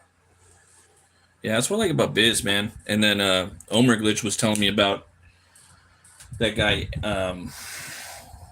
Ewan, I think. That guy does some crazy. He has a crazy YouTube channel. I don't know if you're subscribed to him. I just started watching his stuff. He's got like a was it Gunsmith Viking or Viking Gunner or something like that comic book. Been collecting the Savage Sword of covers of Alex Horley, digging Liam Sharp's too. Yeah, man, those are the guys, man. And then Liam Sharp, man, be on the lookout. He's been working on a Spawn the Dark Ages. He's been working on that for like Gun Viking. That's it, Omer. Hell yeah. Yeah, that guy's got a. He's pretty. He looks like he could be pretty inspiring too. That Ewan guy. He has a Bisley style too. He's British. But yeah, be on the lookout for Spawn: The Dark Ages by Liam Sharp. Looks fantastic. Um,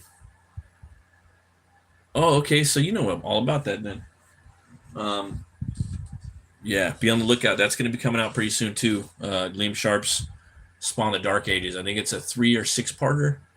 So, and I found about McFarlane. He works with people. He has stuff. He has stories he's working on with so many creators. And he's like, just tell me how long it's going to take. Is it going to take 3 years or 30 years? I don't care. I just need to know. So he's always trying to bring people on. But Spawn: The Dark Ages, I'm excited for that. And then Horley, you probably know this already, for Conan issue number 25. It's going to be fully painted 30 pages. So of painted Horley, Alex Horley artwork. Yeah, I want to get that Gun Viking too, man. Kind of reminded me of Helwär a little bit, but yeah, not really. Helwär doesn't use any guns either. He just uses his axe and his sword. Even when he turns into this guy, the Helbinger, he only uses, this is the Helbinger's axe, you know. Yeah, it's just not his style. I that was something I had thought about when I was making the character. I'm like, is he gonna use guns? Like, nah, he'll just throw his axe at somebody's head, and then pretty much that's his like projectile is the axe. Projectile weaponry. Yeah.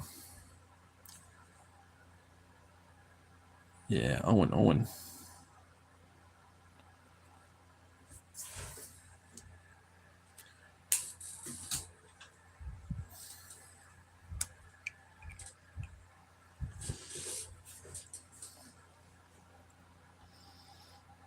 I'm so slow.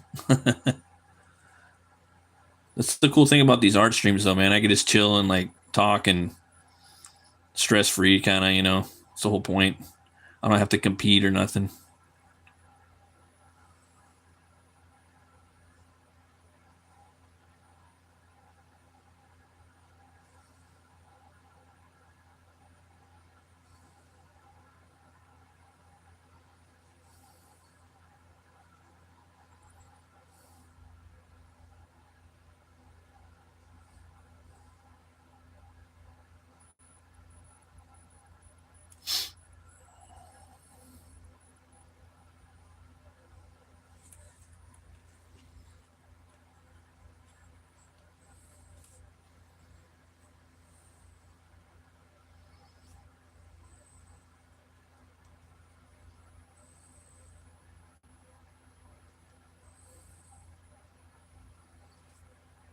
Yeah, me and Omer, we wanted to do a Biztober.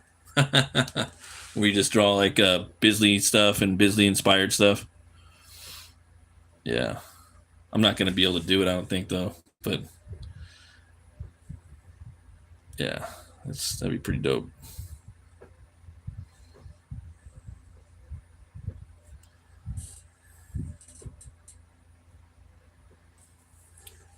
You know that book that Bisley made, you know, with the Lobo one, where it has all his thoughts and it's an empty book. We were gonna buy those and then fill them up with the Biztober drawings. That'd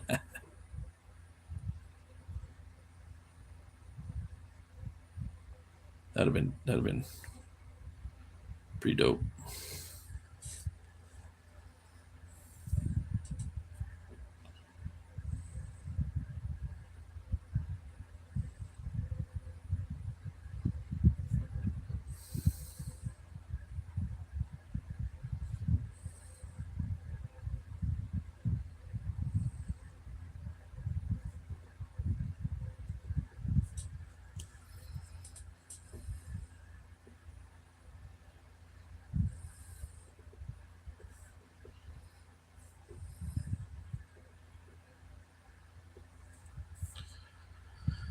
Dude, let's try to do at least one in this month and one next month. Biztober. Oh yeah, for sure, dude.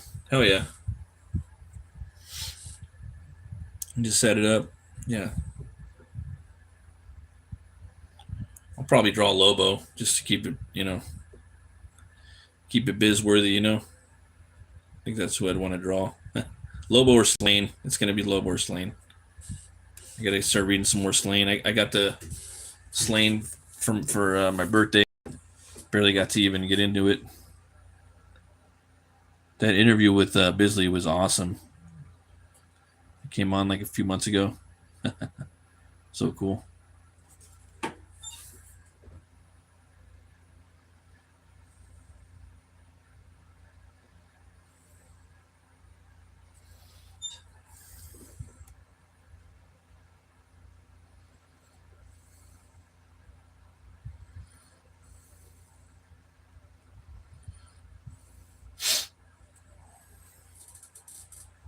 Was drawing Lobo Babe on Monday Night Draw a few hours ago. Oh, that's cool.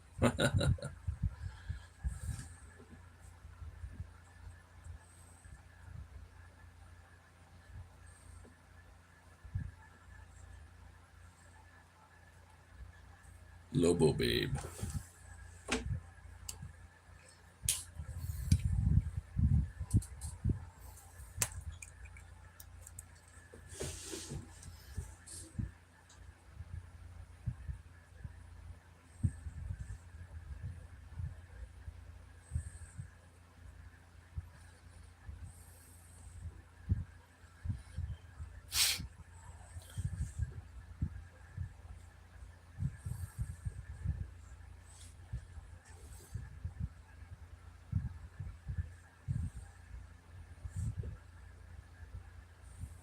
The bow.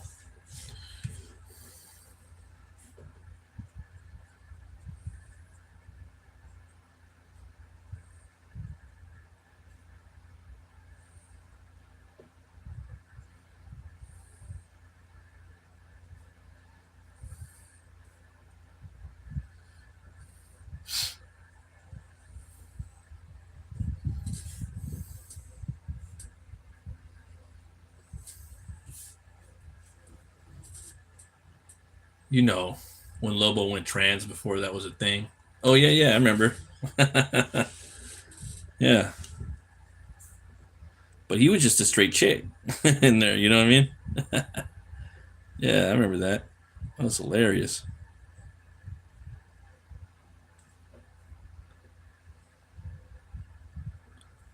The bow.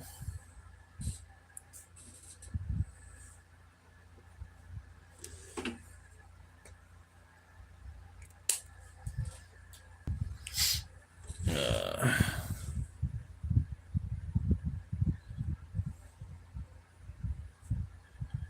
there we go.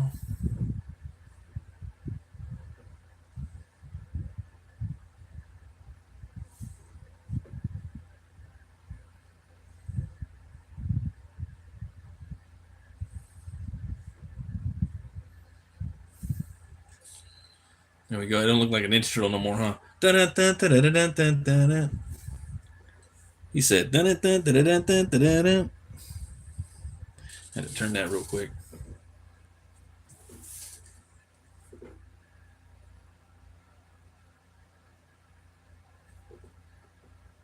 Shoot, I want to get that body count. So many comics I want. So many comics I want that like exist already. So many Verotic stuff. All that Danzig shit. Oh, and that other one he did, I was talking about last night. Did you check it out? They, if you're still there, Omer, the what is it? Lost Angeles. That's Kevin Eastman and Bisley. That one looks really cool too. That one looked really good.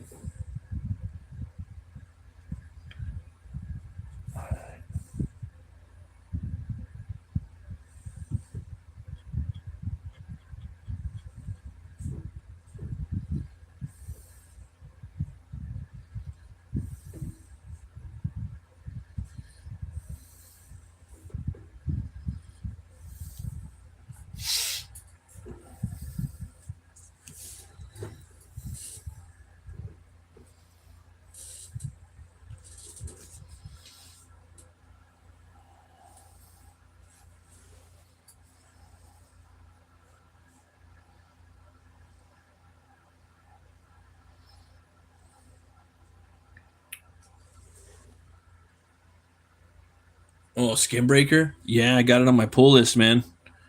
I'm looking forward to that. I don't know if it comes out on Wednesday or what, but yeah, I put that on my pull. I also put the new Punisher by Dan Panosian. I don't know if you're into Panosian's work, but yeah, I love his well, yeah, you probably are into his work because you pick up Conan sometimes.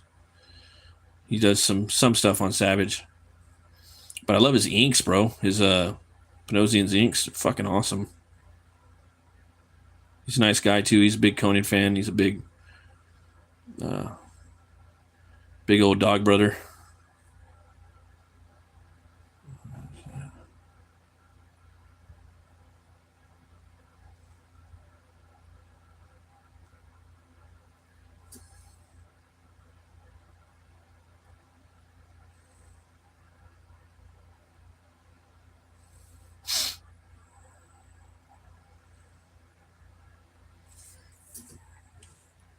Yeah, Finch has been working on that a minute too.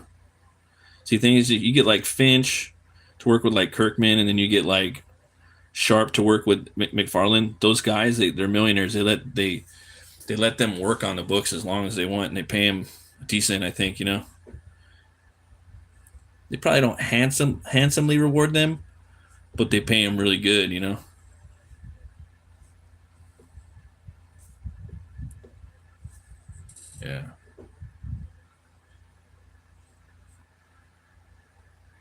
Yeah, I love Dan's stuff. Wanted the Conan trade paperback with his cover, but Jay Lee's got Jay Lee's instead. Oh, okay.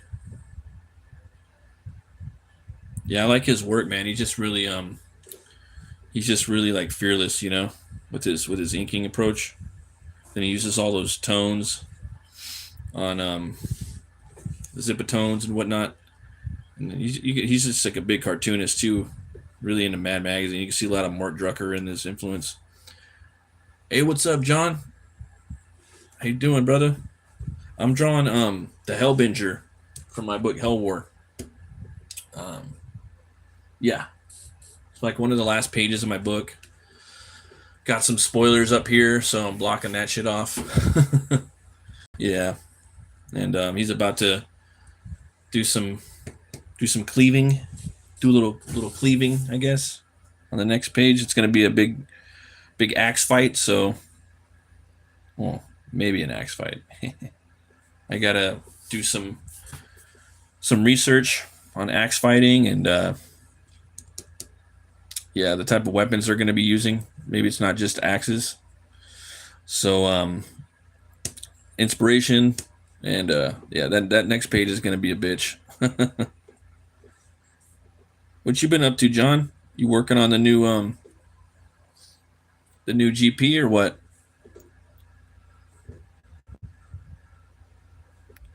You got any more books coming out?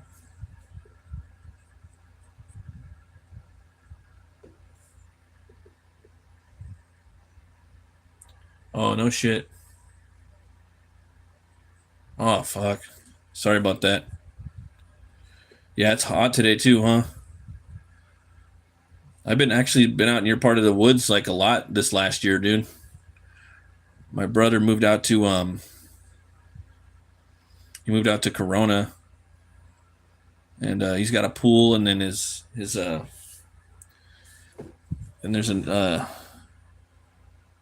his father-in-law's got a house out in Riverside, and they got a nice salt pool. We've been going out there a lot. It's been fun.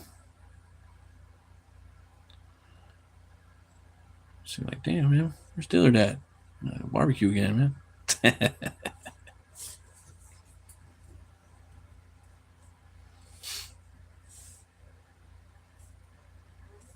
Putting in the work.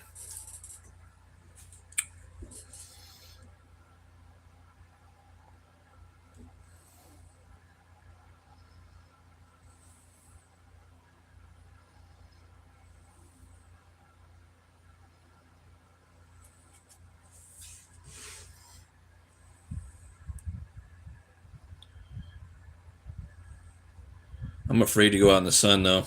I don't do sun that much.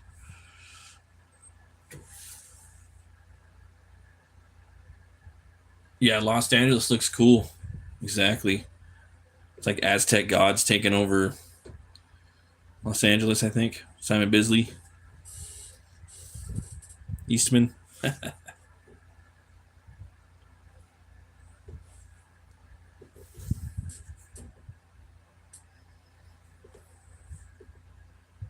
You about to start doing some pages right now, Dillard? I know this is kind of like your working time too.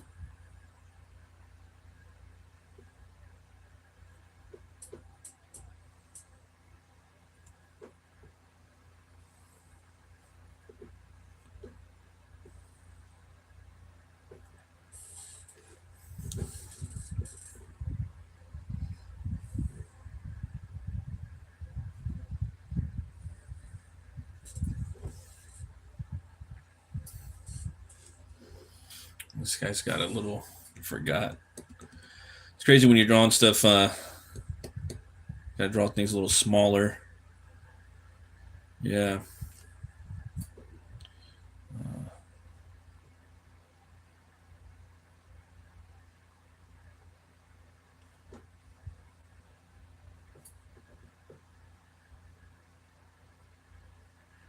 Draw things a little smaller. This guy's got a pretty dirty helmet. So I do a little bit of that. Little dab of Rooney. A little rub, and then I come in there with a little that. I'll probably get like one good hit on it. Yep.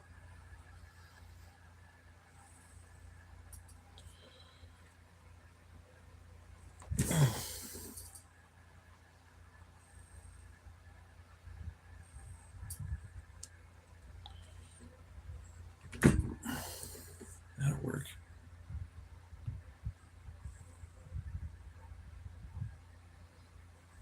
Maybe one more.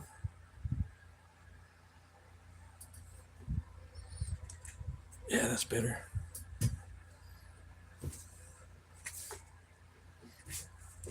It's a little bit. Now I'm about to hit the sack. The kids are back in school, so I got to keep a daytime schedule. Just finished tidying up the yard. Oh, that's good, dude. Yeah.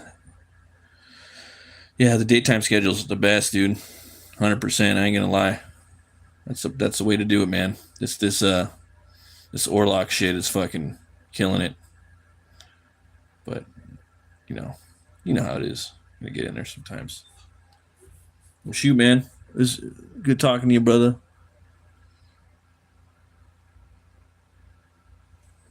Might be doing a start doing a Saturday morning show pretty soon.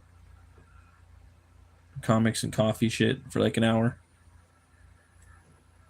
There's that.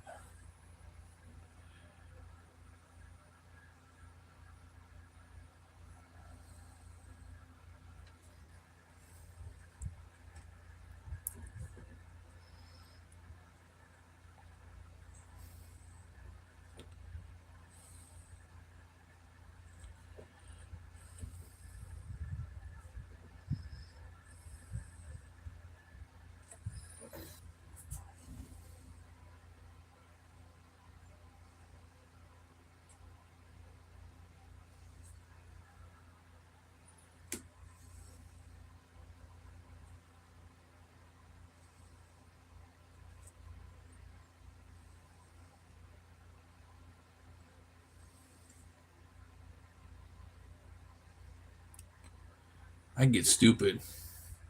When I get a creative idea, I'll end up staying up 24 to 36 hours straight and messing my whole schedule. No, I'm the same way, dude. Um, yeah, I woke up like I wake up from dreams with ideas, and then I run to my phone and then I type them all up. If I can't draw them, I take notes. I came up with a dope ass like Halloween comic book idea last night, or was it last night? 2 nights ago, and I just had to go do it. Had to go write it down. Like I'll get back to this in 20 years. Suckers.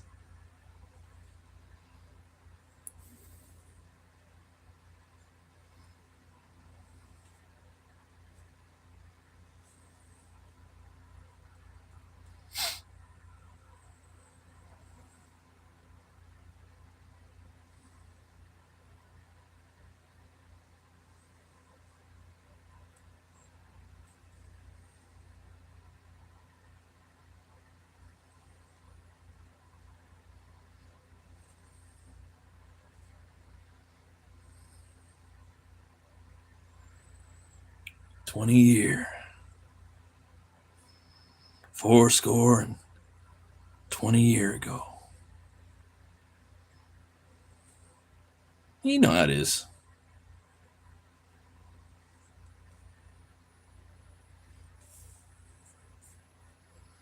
We never get around to our books, you know.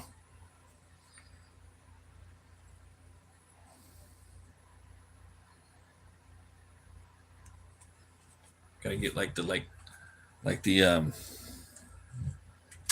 T-Rex. I remember your book.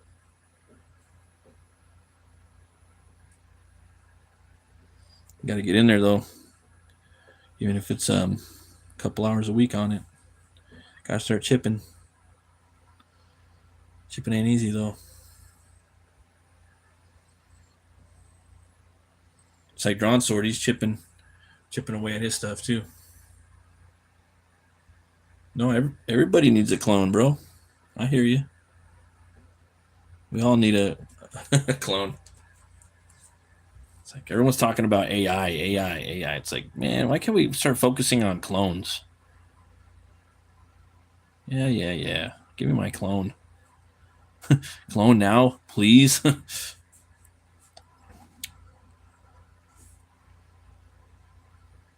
My clone at?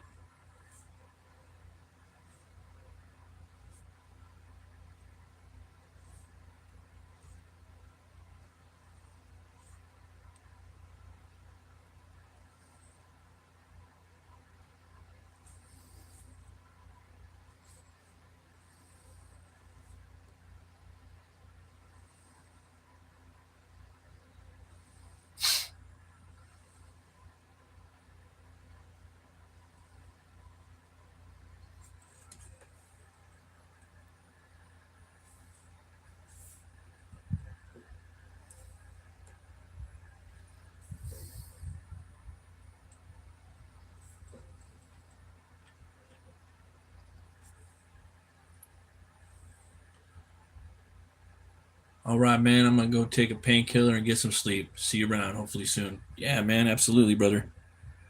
Get some rest, bro. Let's see here. Drawn Sword.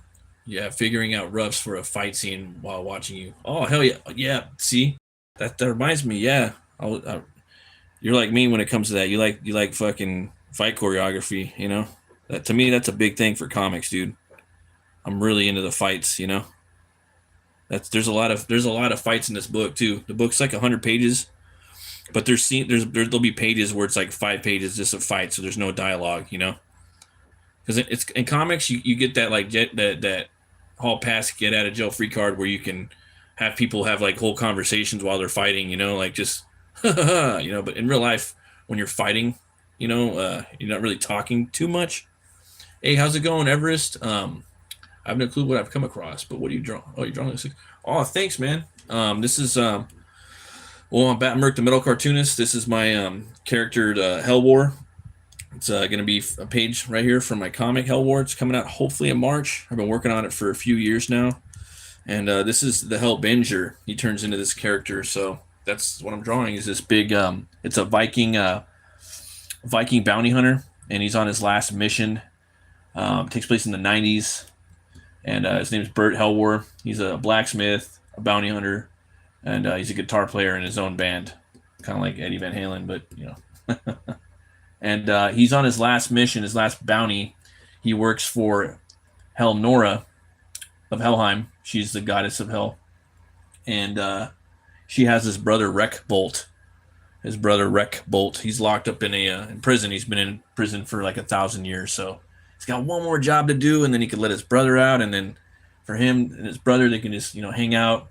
It's 90s. You know, it takes place Southern California. You know.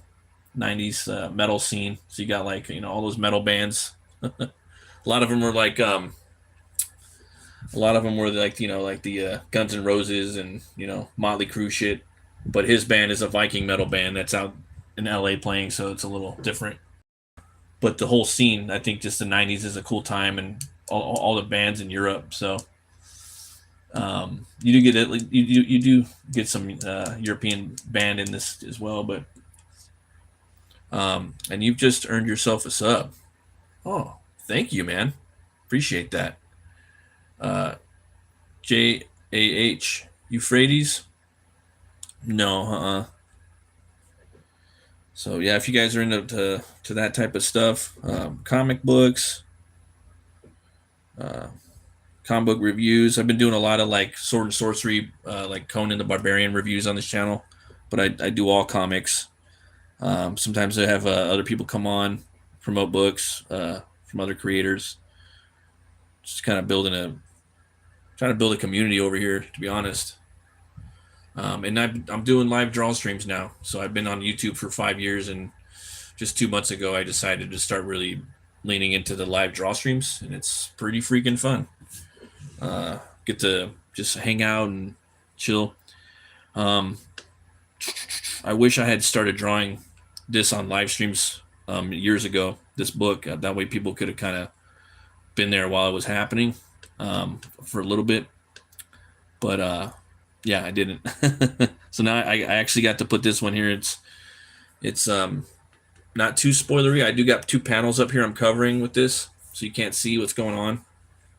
And my book's going to be like a weird magazine size when it comes out. It's going to be all black and white, like Sword and Sorcery. Like Savage Sword of Conan style. How much will it cost? I'm looking between 15 and 20 bucks. It's going to be 100 pages. So it just really depends. I'm trying to get the cost point really down so it's affordable. But I'm looking for $15 for 100 pages plus shipping. I don't know. What do you think? Do you think that's a good cost? It just really just depends on how much the printing is and all that, and the printing, how much the print costs are at that time. I plan on launching it in March, so I still got a long way to go. But trying to make this affordable. I want to get it in a lot of people's hands. Let's see, it works out like 12 to 13 pounds. I'd pay that for 100 pages. Pay more, to be fair. Oh, okay. Oh, okay. Nice. Okay. So yeah, it'll be black and white. Um, so bare bones, it'll be black and white. 100 pages or more. Um, and I'm working this thing out for like the first 100 backers. There's going to be something really special. The first 100 people that buy it's going to come with a really cool collector's item.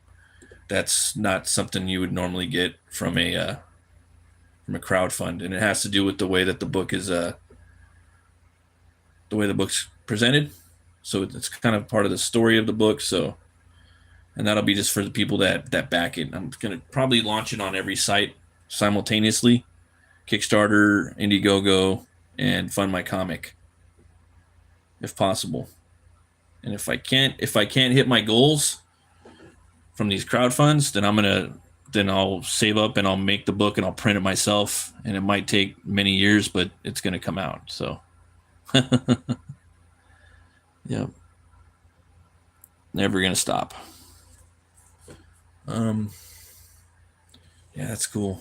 Yeah, the book was gonna be 50 pages, but it kind of just you know started taking different paths, and it just had to be a certain way. It had to be that's the way I want it to be. I like a lot of action in my comic books, so there'd be like scenes where it's like 5 pages of battles, things like that. Like Drawn Sword here. I don't know if Drawn Sword's still here. He's a excellent artist, man. Inspiring. He's got an art book, conceptual like of worlds that he's working on called Scoundrel's Dread, and he's got another comic he's working on, and totally fucking metal, high detailed, excellent characters, and he's also got a story in a Crom anthology too. It's really badass. First collected Crom book, I think, and the anthologies too is coming out. So,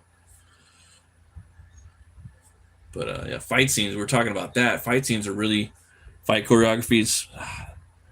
It's really hard. I'm always trying to think of something new. Even if I'm doing it in a comic book, I want it to be like something hopefully new that's no one's ever seen before, even in a movie or a video game, and just like a fight move. So I'm always looking. I'm watching martial arts films. I'm watching wrestling. I'm watching MMA. I'm looking at other comics that for inspiration. Yeah, just fun. Ever looked into Lulu, print on demand service that ships for you international? Yeah, I was looking at that a little bit. Yeah, it looks interesting. I might do that. The only thing is with this book, it's gonna have some really weird dimensions. It's gonna be like almost 12 by 12. The book, it's gonna be like a square, or no, it's gonna be 11 by, I think it's gonna be 11 by 18 and a half. That's gonna be the dimensions for the book. So I don't know if Lulu prints like that.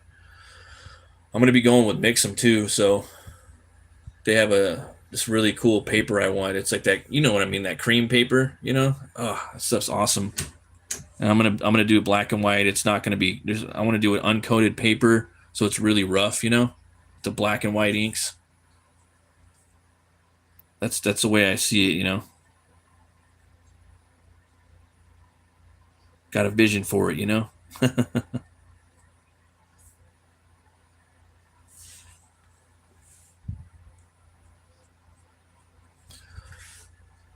No glare. No. No.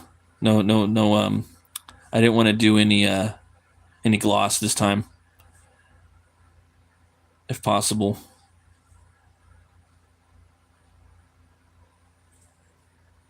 Love black and white, but with the red trace for like brutal fights for blood and such. Oh yeah, no, I hear you. Yeah, I totally would put the blood in there. That'd be sick. Sometimes it's like sometimes you have characters where it's I like to have the green or the yellow blood, or like greenish yellow blood. It's like really gross. I don't know. It's just kind of it's like it's a little weird, like the fly, it's really just disgusting. Throws you off. Something like Cronenberg. I did that in Butch Cleaver. There's this fight scene, I talk about it in the back. It's like I got like a bunch of panels right here, and you can see the blood. It's like yellow. It's just fucking disgusting. I had this thing for a while where I was trying to put like how many panels of fights I could put on one page. Like right here, he's slice him in the face with his claws, and he's kneeing him in the face, and he's double axe handling him in the head. He's choking him out right here, choking him out right there, breaking his elbow, breaking his back, stomping on his face. He sees him, grabs him, slams around, kicks him in the face. Butch Cleaver jumps in the air and turns his feet into like one gigantic knife and stabs him in the guts. He scrapes dirt up in his face, clocks him, breaks his kneecap. Then Butch pops his kneecap back into place. Butch turns his arms into giant swords and chops his shoulder. Then he does the same thing with the other arm and starts to rip him in half. Then this character, Moth Mammon, he jumps up, rips his arms off, comes back down, cuts him in the head. Butch's arm grows gigantic fist. So when like this guy can control bone on a molecular level. This is my other character, Butch Cleaver. And so like when he's changing, he's like popping his knuckles, like you can just hear it like. So I wanted to hear that like pop, pop, crack, pop, But I was just thinking of The Fly the whole time, like with Jeff Goldblum, all the and Evil Dead and Dead Alive, you know what I'm talking about, Drawn Sword, Dead Alive. Just all that gore, like the disgusting yellow pussy shit, like ugh, like brother, ew. And then I don't know, like I think of like when you have a lot of panels like that, it's like listening listening to like a blast beat in like a tech death metal song or a black metal song, which is like you're just throwing in a bunch of panels. But that page took forever to do, just to come up with even if I didn't execute the art that well, just the concepts of what type of moves they're gonna do, and you got to kind of like act it out in your head a little bit. But for me, I had fun doing that. Like I have a blast doing it. I love doing the fight scenes. But yeah, I did that one back in 2015. So I drew that page at least 10 years ago. So I've actually gotten a lot better at drawing since then. But I'm still proud of that. It's a time capsule, and I'll still print it. Yeah, I'll still print it if I can. I still have them too. I'm still selling them. Butch Cleaver 1 and 2. And I'll definitely go back there. I want to go back there and do the third book at least before I die. I have the script already written. It's already good to go.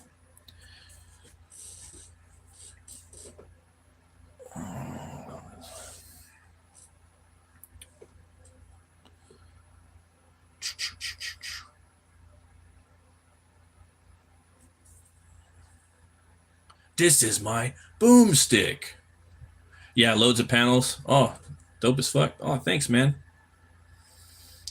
Corpse green in the wounds like rot. Yes.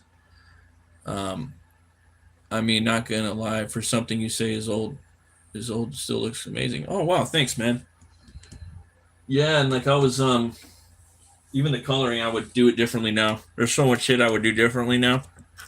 Like the sort of story starts out, and I wanted to make a book where I could have like cowboys, Indians, pirates, Vikings, in a gothic like world, And it's fun. I just love gothic architecture. And it's just a lot of, I don't know. Now I like would do coloring differently. I do more like flats, but like right here, it's doing the same colors as like the characters. So whenever Mothman's winning, hopefully the color would be orange in the background. So that means it's like the fight is shifting in his favor. And so when Butch is winning, the panel, the background turns kind of like a bluish green, because Butch's power is greenish blue. So you get the blue, it starts turning orange. Oh shit! Now Mothman's come back. Oh, now Butch is winning, and Butch is kicking him in the. So I don't know, but blue and orange, they kind of, if you get the right purplish blue and orange, kind of like that 76, they kind of complement each other. But I don't know, do things differently now. But if I were to color things now, I like to just do flats, to be honest, just like the old Bronze Age and Silver Age comics. Oh yeah, I've been just kind of drawing stuff since I was 4 years old, so it's been 35 years of drawing, something like that. Part of my math, but I think anybody could get really good at drawing. Personally, yeah, I think it's a skill set. Some people are born with like really cool styles. I think that, and also like really good imaginations, and they can pick it up really fast. So there's a lot of like these anomalies, but I think anybody can really learn how to draw really good if they practice.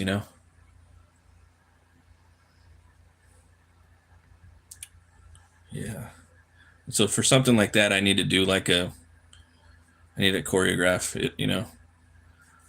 But a lot of stuff now, I'm trying not to even draw thumbnails. I'm trying to just go in there, because 90% of the time, if you're doing like fantasy or something like that, the thumbnail that you land on or layout is probably going to be the one you're going to go with. So I try to do that now as much as I can, because once you start penciling things down and then redrawing it and repenciling it and then inking it, by the time you get to the third ink passover, you lose a lot of the energy and the kinetic, juice of the piece. So I try to like keep it, the same as much as possible now. And I learned that from this guy named Dan Plagle, and he's a really great artist. So, and it's been working a lot, surprisingly, and things kind of keep a lot of the same energy. Yeah, it's been working out pretty good. Can't do it all the time though. Like the next page, definitely can't do that. I'm like, what am I gonna do for that?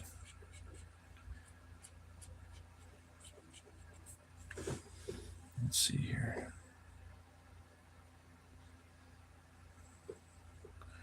Okay, I start drawing the horse a little bit. This is Goldmane. This is his motorcycle. It's part motorcycle, part horse. All right. Yeah, right. And the thumbs you do. So like there's a bunch of pages where I don't even thumbnail it. I just go straight to the board. And then I just go straight to pencils. I like look at what's going on in my head. And doing that, I'm like, that's fucking crazy, dude. Are you serious? Like, I was talking to the buddy, and he was like, yeah, that's what I do. I'm like, what do you do if like you fuck the page up, bro? And he's like, I fucking throw it in the trash and start over. He's like, that was my day job. I didn't have time to fuck up, you know. And he says he does a lot of fantasy stuff too. So with fantasy, you could do that. You're not drawing buildings all the time, you know. And then you get to keep the energy, you know. This guy's work is very vibrant and beautiful artwork, you know. It's badass. Check out Boob Dan Art. His name is Boob Dan. He has a book called Goblin Girl. Fucking sick. All right, I got that. Supposed to meet up with that guy. We're supposed to hit up some bookstores. I like going to old bookstores, just seeing what they got, you know what I mean? You know, I guess he knows about a bunch of bookstores over here. Dude knows his shit, man. That's why I love like connecting with people, man, and meeting up. Man, this guy's got an M right here. I like that rune right there. Let's see here. So sometimes you got to figure it out off the board. So I just started using Bristol, which is forgiving with lots of erasing. Yeah, I go really light. And then it really depends on the lead, the paper, and the eraser. But like I said, with that, you can't do that. Like you definitely can't do that with sci-fi or superhero books, man. You gotta have thumbnails for all the buildings and all that stuff. Like it just, you're not gonna be able to like, yeah. But you can do it with a lot of stuff. You'd be surprised on how many pages you could do with just going straight to the board. Just plucking it right out of your head.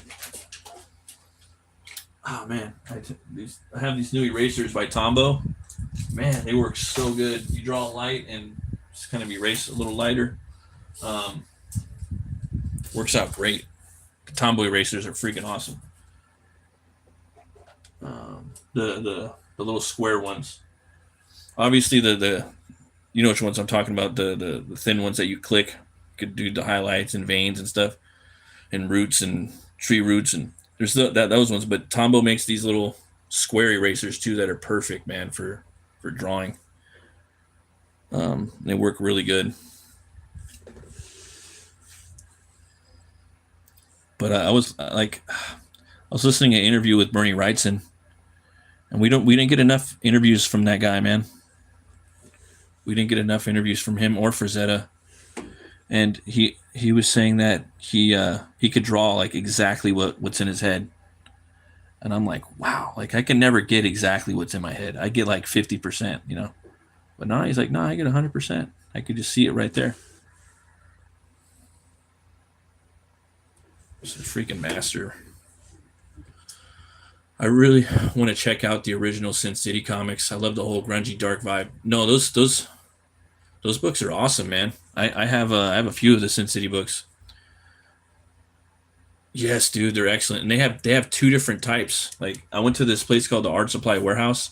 You could buy it. They have an online store too. They've been around since the '70s. They're in California. They're in like Huntington Beach, but you could buy them even from where you live. They have everything there. But it's cool, like just kind of going in there and seeing like they have everything. But Sin City, yeah, man, I got a Dame to Kill For. He's definitely a big influence on me. Frank Miller in and like a multitude of ways. One of my favorite comic book artists, creators, writers. What he did with Sin City, definitely that's the most inspiring. Sin City 300. 300 inspired this book a lot because of its weird format, because Frank Miller was always experimenting with print format, you know? And yeah, I wanted to do something different with this book. I didn't want to have like this standard, you know, comic book print. I wanted to do something a little different, you know. So I was looking at 300, seeing what good old Frank Miller was doing, getting ideas, and I got a lot of inspiration for that. That was freaking 3 years ago. I can't believe it, so long ago. I'm embarrassed with myself. I should have been done with this book, but you know it's gonna get done. Just glad I haven't. Uh, Glad I didn't crowdfund it and then have a bunch of people waiting for it. Then I would be really scared. Yeah. So I want to probably launch it once either I'm going to be done or I'm going to have like most of the I'll have all the art done and I'll just probably be waiting on some of the letters and then yeah, I haven't really decided yet.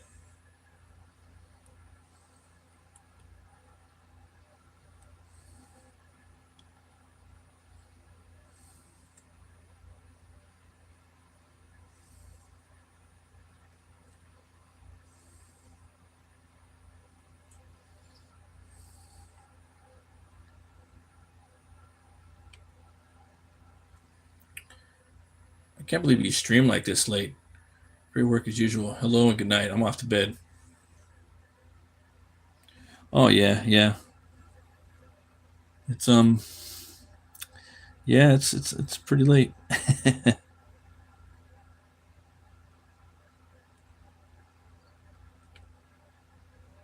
Late for some, early for others, right, Drawn Sword?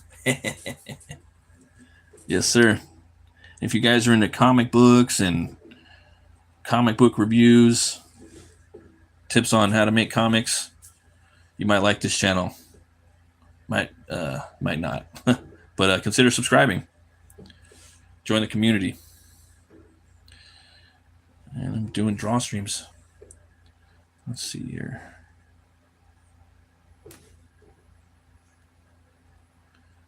Thanks to 23 people watching. Thanks for stopping by. You guys are awesome.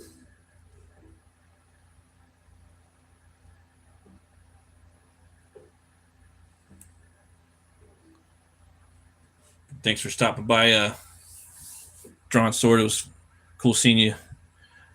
It's the future here. It's Tuesday night at 9:20. Yeah, right. It's like what is it? It's I think it's like 12:30 or 1:30 over here in LA.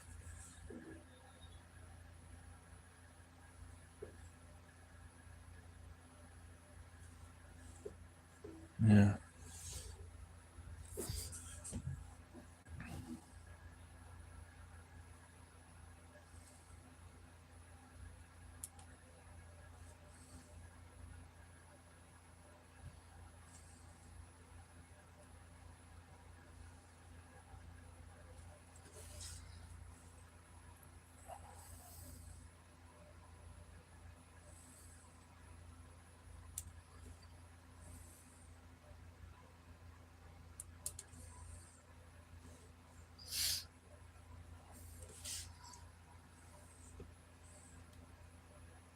But yeah, that's why I just love like sword and sorcery and fantasy. I kind of that's my jam. That's where it's at now. You know, I don't know what else to say. It's always kind of been there. Conan's always been my favorite movie as a kid, just growing up.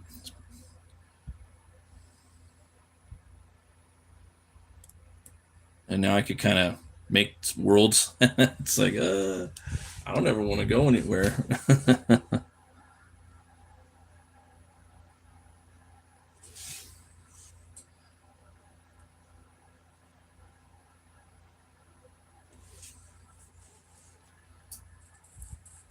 Hey, Acart, think about the future. You guys know what movie that was?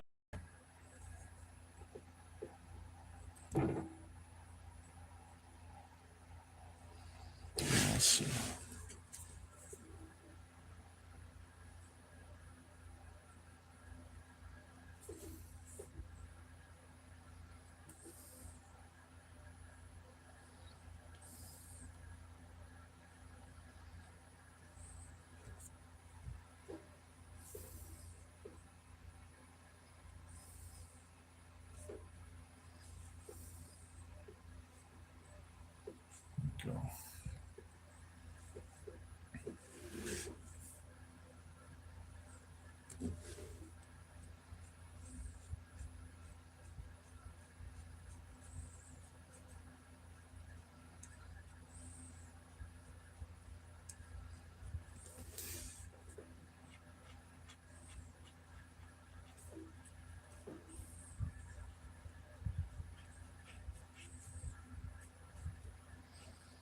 There's a tire right there.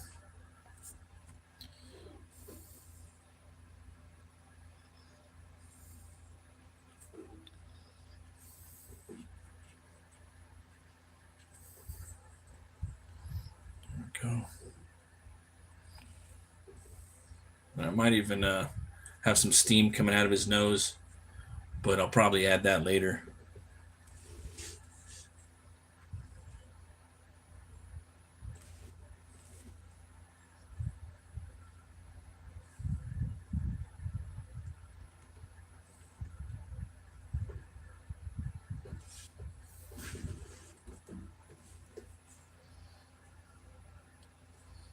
A little bit of tree action right here. Some snow on him. I just came up with a good idea for a place for sword and sorcery, like a location. You know, you're always thinking of like different locations, right? I saw something on National Geographic, and I was just like, yeah, buddy, I'm gonna use that. That's fucking metal. Let's see here.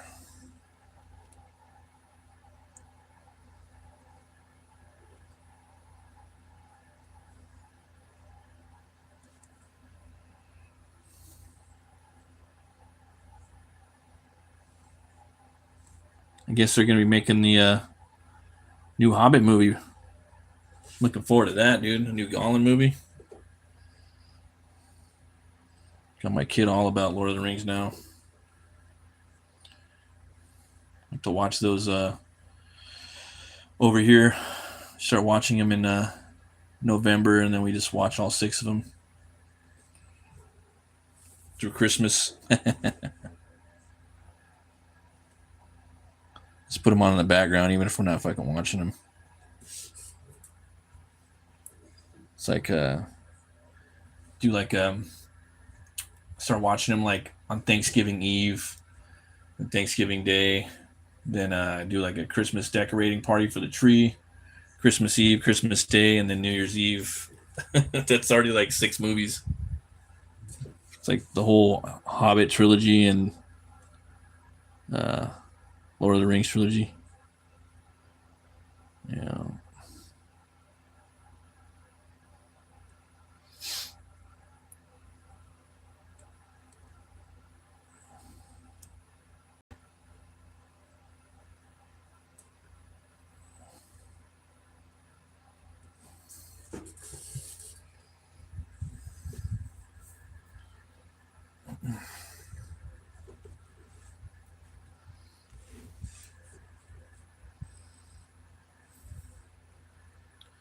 Thanks everybody for stopping by. I appreciate it.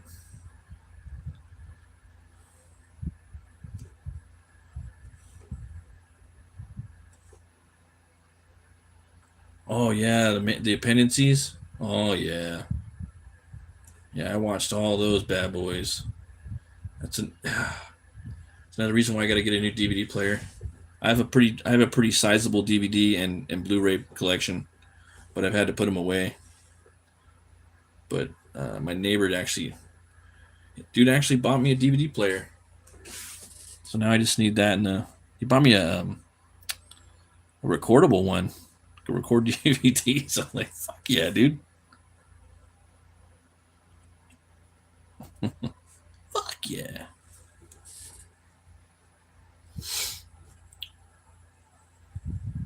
Yeah, those movies, they're like the best movies ever made, pretty much.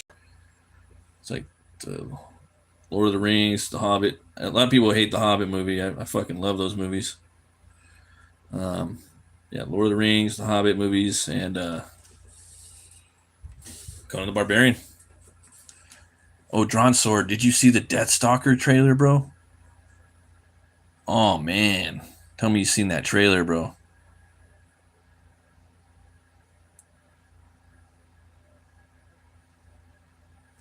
Felix. Awesome.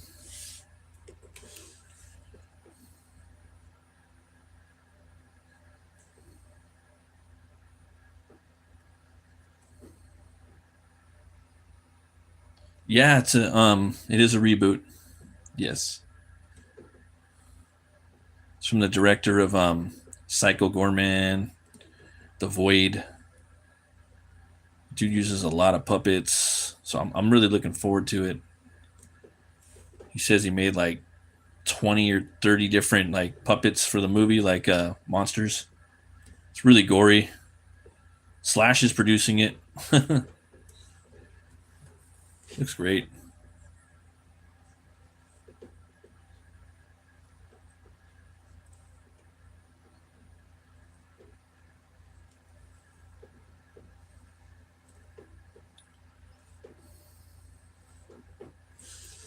So I'm doing these like snow trees right here.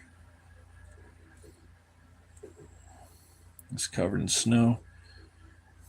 So this is I believe this is Norway. I have it right here. So I think it's gonna get released like one day. Yeah, maybe 1 or 2 days. I was hoping it would get it. I hope it does, dude. I'm gonna go watch it if it does. That and Sisu too. Oh, gonna get a big old bucket of popcorn and just let my arteries get filled with sugar or whatever it is. Get my get my grub face on and watch those movies. And the Predator, Peddler, Predator Badlands.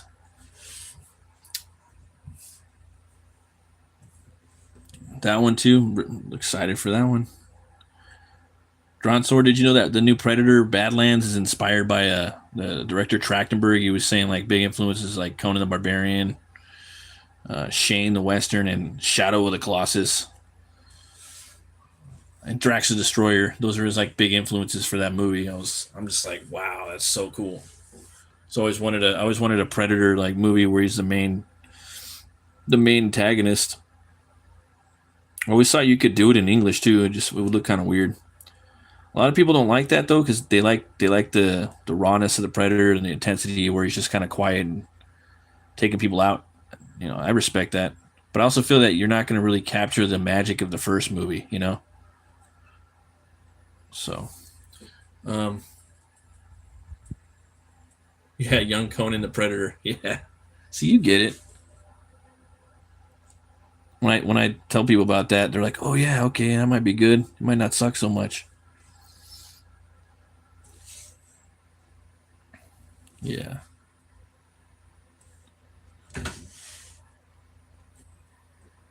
Sorry, guys.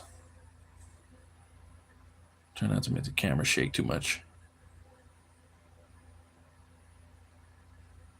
I'm gonna be watching some Stranger Things tonight. It's going pretty long though.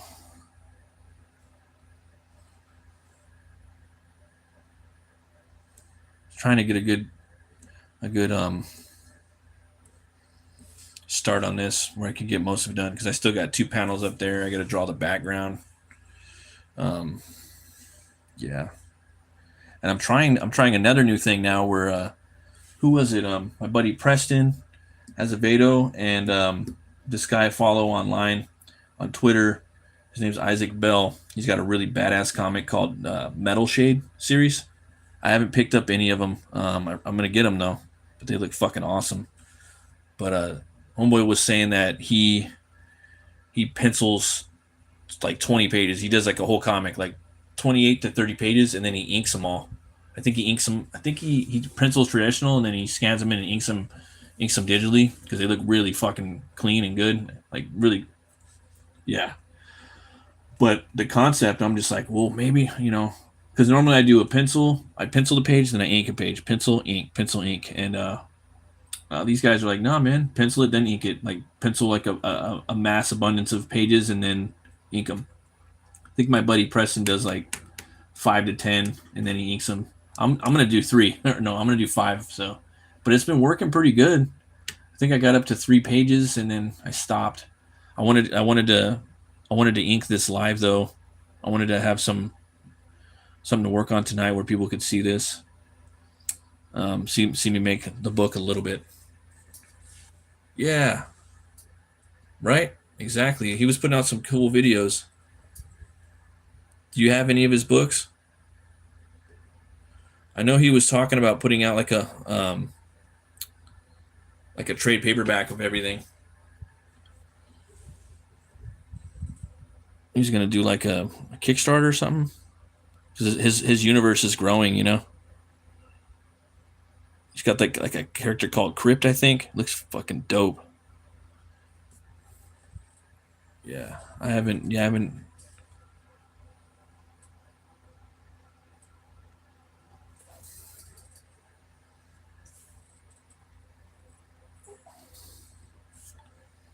I'm always curious on like style though, man, and like style and the work ethic and the work approach. What do people do when they're making their comics? Because you know you can get good ideas, you know.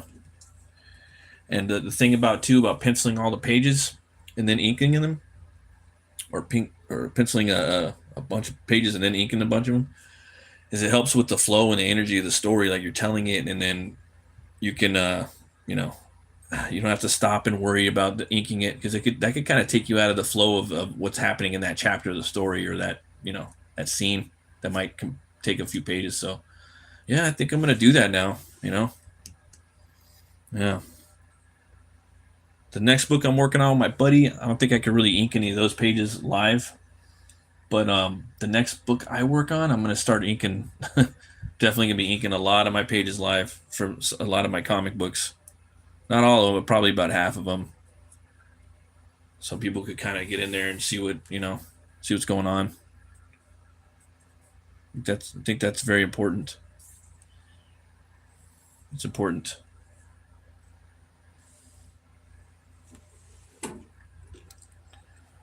Let's see here. Especially with like AI now, and in indie, so people see you making the book and they're like, oh yeah, I see Batt Murk doing that live. That's not AI. Oh, but was Batt Murk a deep fake? Or was that really him doing it? Is that really his hand right there? Yeah, it's me. See, I got my fingerprint, right? It's me. So I think it's important to yeah, why not, right?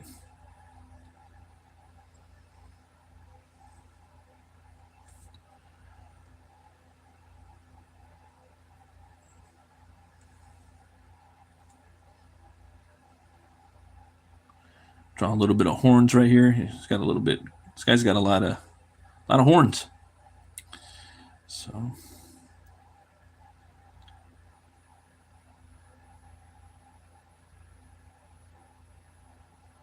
yeah, I love your Crom though, bro. Your Crom looks dope. Your design of him looks awesome. Seems very believable.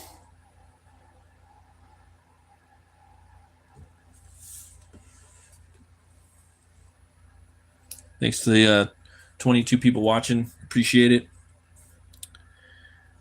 If you guys like what you're seeing or hearing or whatnot, please like and subscribe.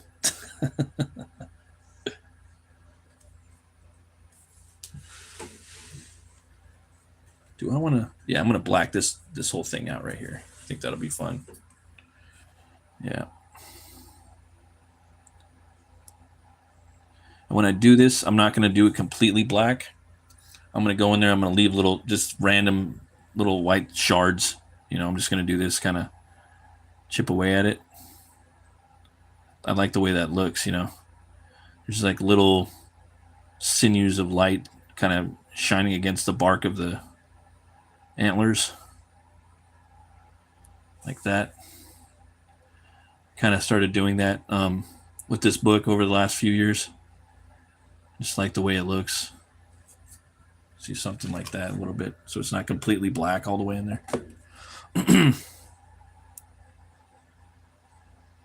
Always looking for textures and what you can do with black and white.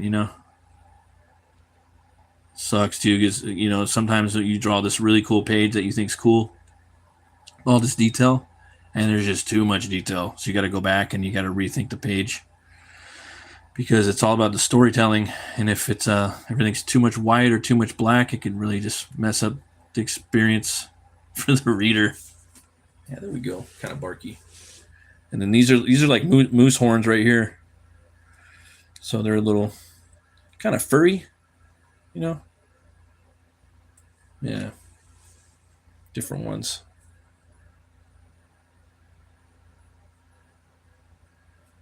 Yeah. Yeah, cheers to you, Drawn Sword. Yeah. Yeah. Let's see here. If anybody has any questions, go ahead and shoot them over. Probably going to be closing down the stream in a little bit. A lot of people are up tonight. A lot of people are up.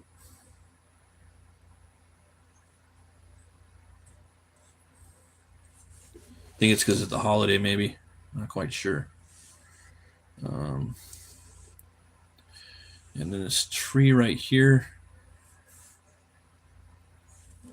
Probably going to do a little, maybe a little bit of that. Let's try this out. Let's see. Might do this.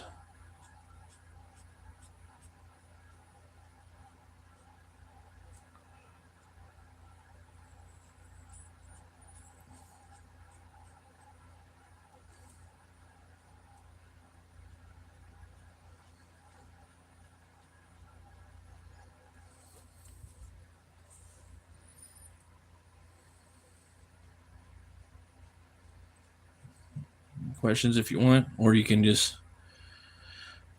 chill. Let's see here. Watch me render this little tree right here. Okay.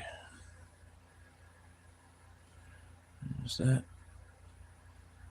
I love watching Bob Ross, man. That guy's awesome. I like how he's got his own channel on Tubi. Like getting up early in the morning, brewing up a fresh pot of coffee, and get some bacon going. You ever taking commissions? You probably make some dope ass album art. Not gonna lie. Yeah, actually, I'm actually doing commissions right now. For I'm just doing the just digital right now. I'm not doing like physical art. So I have one spot open right now. So it's basically I'll get an 11 by 17, then I'll draw it, whatever the client wants. Then I'll scan it in and send them a high res PDF 400 DPI. It's the same thing as most artists do when they draw digitally. I just draw traditionally. So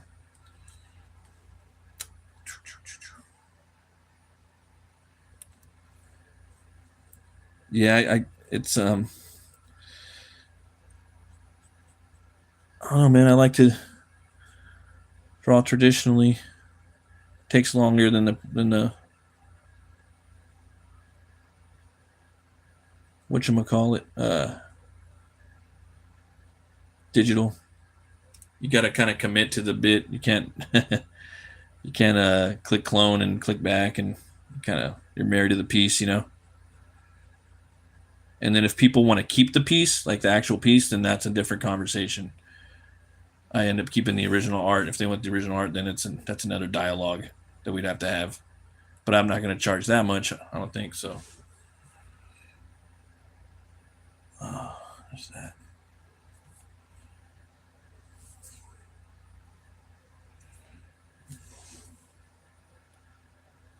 But yeah, I usually open up my commissions like once a month, once every other month, just because I like to do them.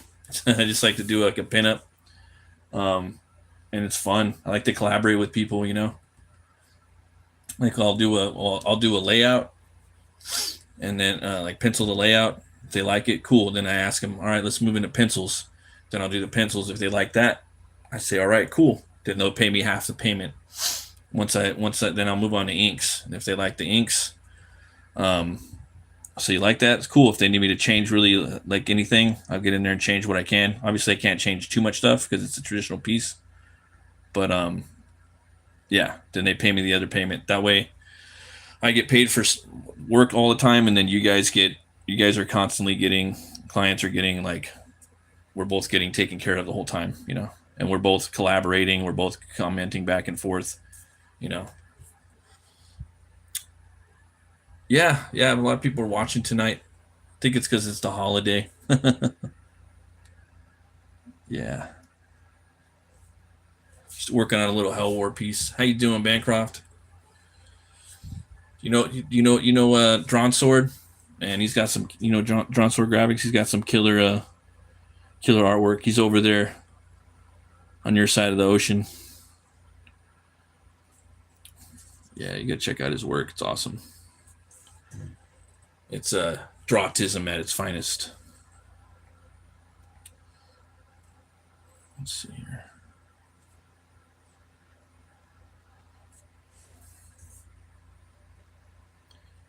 But yeah, I like to just kind of work with people, even if they're like, I look at it like we're both jamming on the piece, me and the person that's commissioning me. I like input, I like details, I like as many details as possible. I want to know their input, I want to know what they want out of the piece. I want them to be happy too with it, I don't want them to be like, fuck, I gotta pay this guy. I don't want, it's okay. But it's like, man, but no, I want them to walk away happy, and yeah.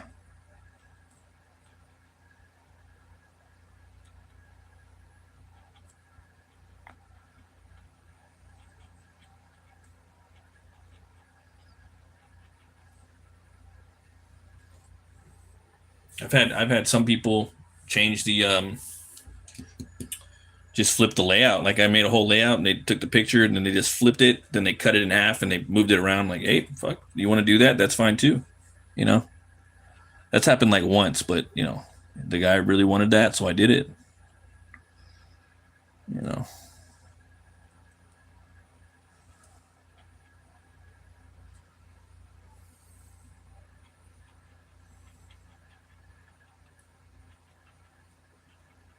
but yeah, I'd love to do album covers. I'll tell you one guy that could do some killer album covers is Drawn Sword. Man, fucking metal. Let's see here. Thank you guys for stopping by. I appreciate it. It's almost time for more coffee. Let's see here.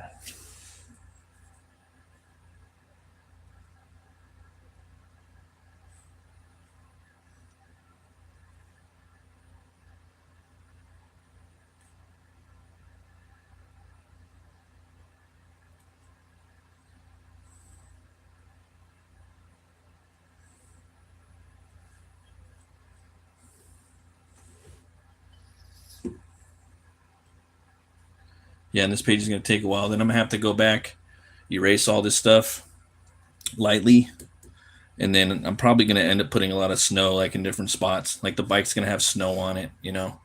I'll probably come in here with some white paint or white out. He'll have snow on his head, probably a little bit on his horns. He's going to have some snow over here. These are already capped out, but I like that. There's something real fun about inking a page and then just coming in and putting the white snow right on top. Especially when you're doing like a Nordic story. It's fucking awesome. But yeah, I came up with a pretty cool location for a sword, like a Nordic sword and sorcery, to do something. I don't know. It's all about location too in books, man. You kind of want to find some new spots. Bancroft knows what I'm talking about if he's listening.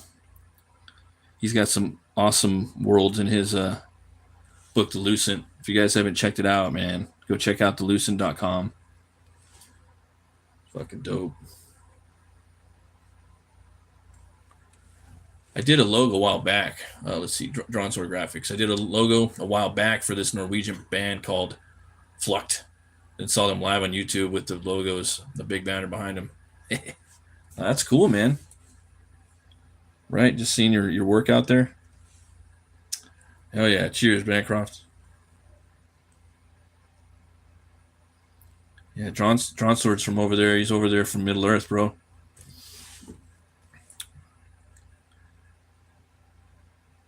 Yeah, it's like Drawn Sword lives in like Middle Earth, and then Bancroft lives in fucking Mordor, like outback Mordor. Shit's crazy, bro. When I hear that place, though, it inspires me. It makes me want to draw the max. Everything there's like deadly. Talking about Pangea, the real Pangea, the old Pangea. I missed the max. That comic, man. Oh, so cool. I've been to Wellington twice. Nice, very windy.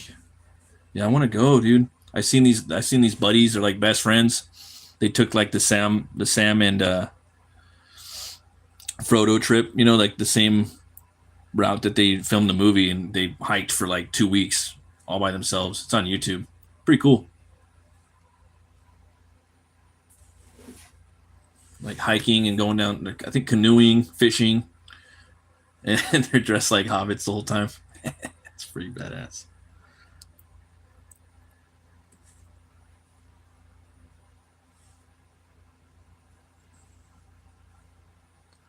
But yeah, that's the cool thing about the snow. You can always go back and cover this, with white out, or white paint, and it looks cool. Like it's clumpy. When you go in there and you scan it, it's gonna be nice and clumpy, like, it's gonna have texture to it. Like when you paint something and you add like keep adding like more coats to it, looks awesome. I've been watching what's his name? He started painting like later on in his life, but he was always doing artwork. Clyde Barker, dude's wild. But he did a fantasy like stories called what's it called?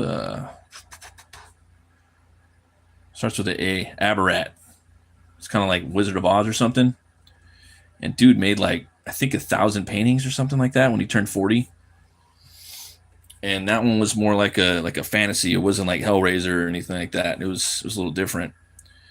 But I guess the concept of that story is it's a world called Aberrat, and it's a world of islands, right? And each island represents a different hour of the day. So there is 24 islands, and I think the island that represents midnight is like it's like the most metal island on there.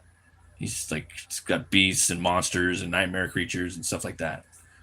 And yeah, from so Disney bought it. Disney bought that IP of Aberrat for $7 million off Clyde Barker, just to like sit on it, and they were gonna have an Aberrat land in Disneyland and stuff.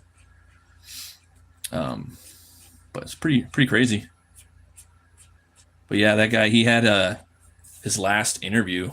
I guess he's not doing too well. I think it was a year ago, and he was saying, yeah, he's just writing as much as he can because he's looks like he's probably I don't know, man.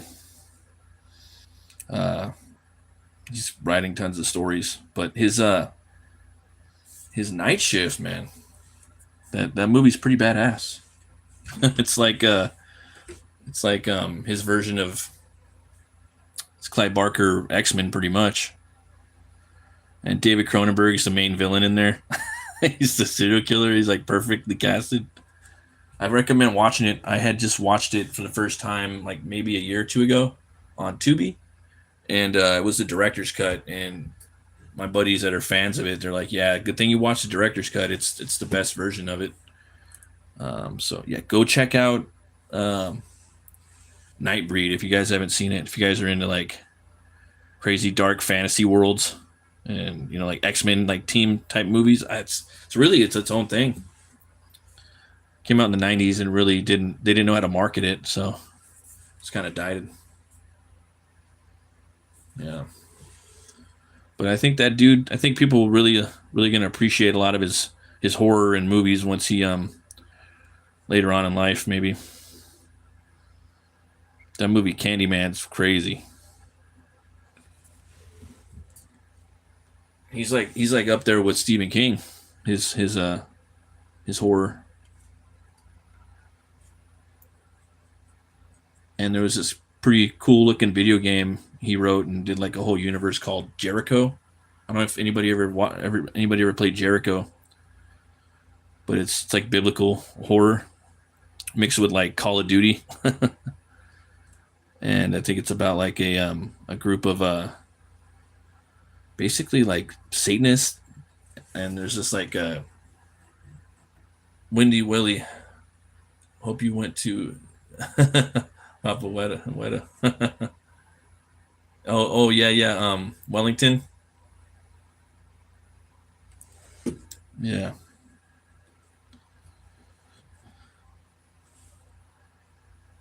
Hey, how's it going? Anna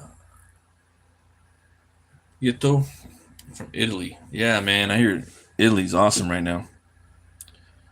There's this channel called Marvelous Videos. Check out Jericho, the Jericho. That's like my favorite YouTube channel, Marvelous Videos. One of them. Check out Clive Barker's Jericho. That game looks pretty crazy.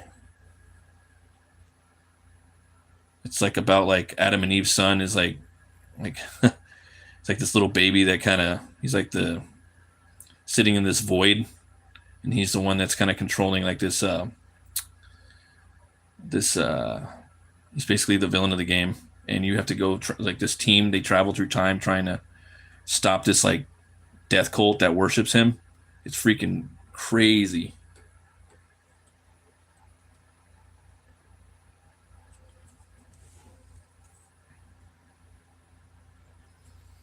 Let's see here. And we got the Halloween coming up, so it's a bunch of scary movies to watch. Naples, huh? Oh, okay. Yeah, I've been wanting to go to Italy sometime. There's some people buying property out there right now.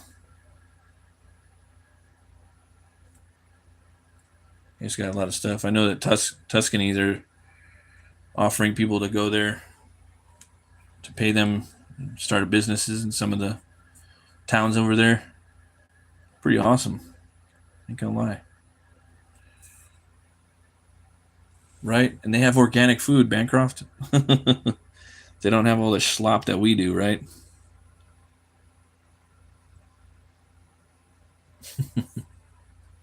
I know.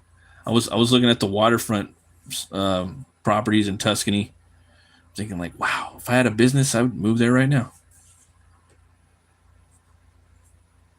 Even France, like a lot of the waterfront property in France are by the water. Oh man, then you drive down into Paris like once a month, go pick up some bande dessinée, some manga, some comics, because they like the French treat their their comic artists like superstars over there. It's like the only place. It's real big over there. I wonder how it is. The comic book scene is over in Belgium, man. Curious. See, especially at sunset, beautiful women, but the men are very forward compared to elsewhere. That's funny. I got you. Yeah, right.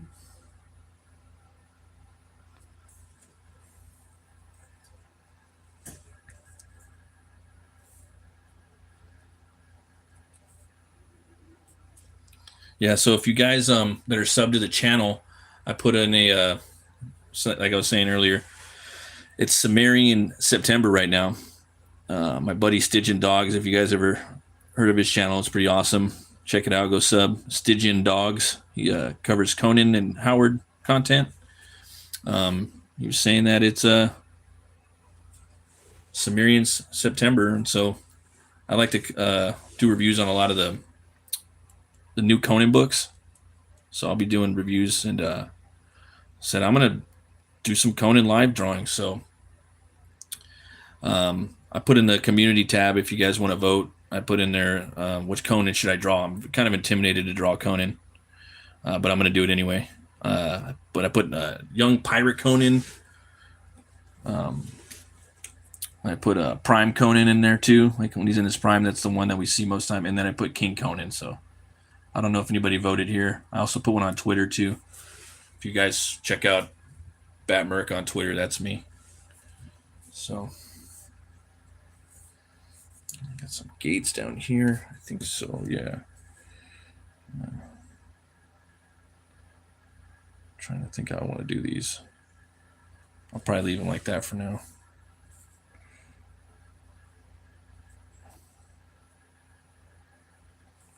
All right.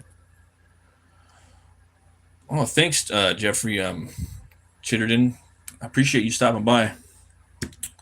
Well, I'm probably going to call it right now, folks. My phone's about to die, so really appreciate everybody that stopped by, everybody that subbed and hung out. It's a fun little hangout, and if you guys, again, are into comics, comic reviews, little tips on comics, draw streams, come and join the community. We got a bunch of people over here having a good time, and we'll be trying to do this as much as we can. Thanks for watching, guys. Stopping by. Great talking to you. You're talking to Bancroft, Drawn Sword. Gotta see more. You gotta come on, man. Sometime. Like to have you come on, man. And, should be starting a Saturday show in about 2 weeks, so it'll be more of a coffee and breakfast oriented show. But thanks again, guys. Always remember to be bold, be brave, and roll the bones to know your role. I'll see you guys next time. Peace.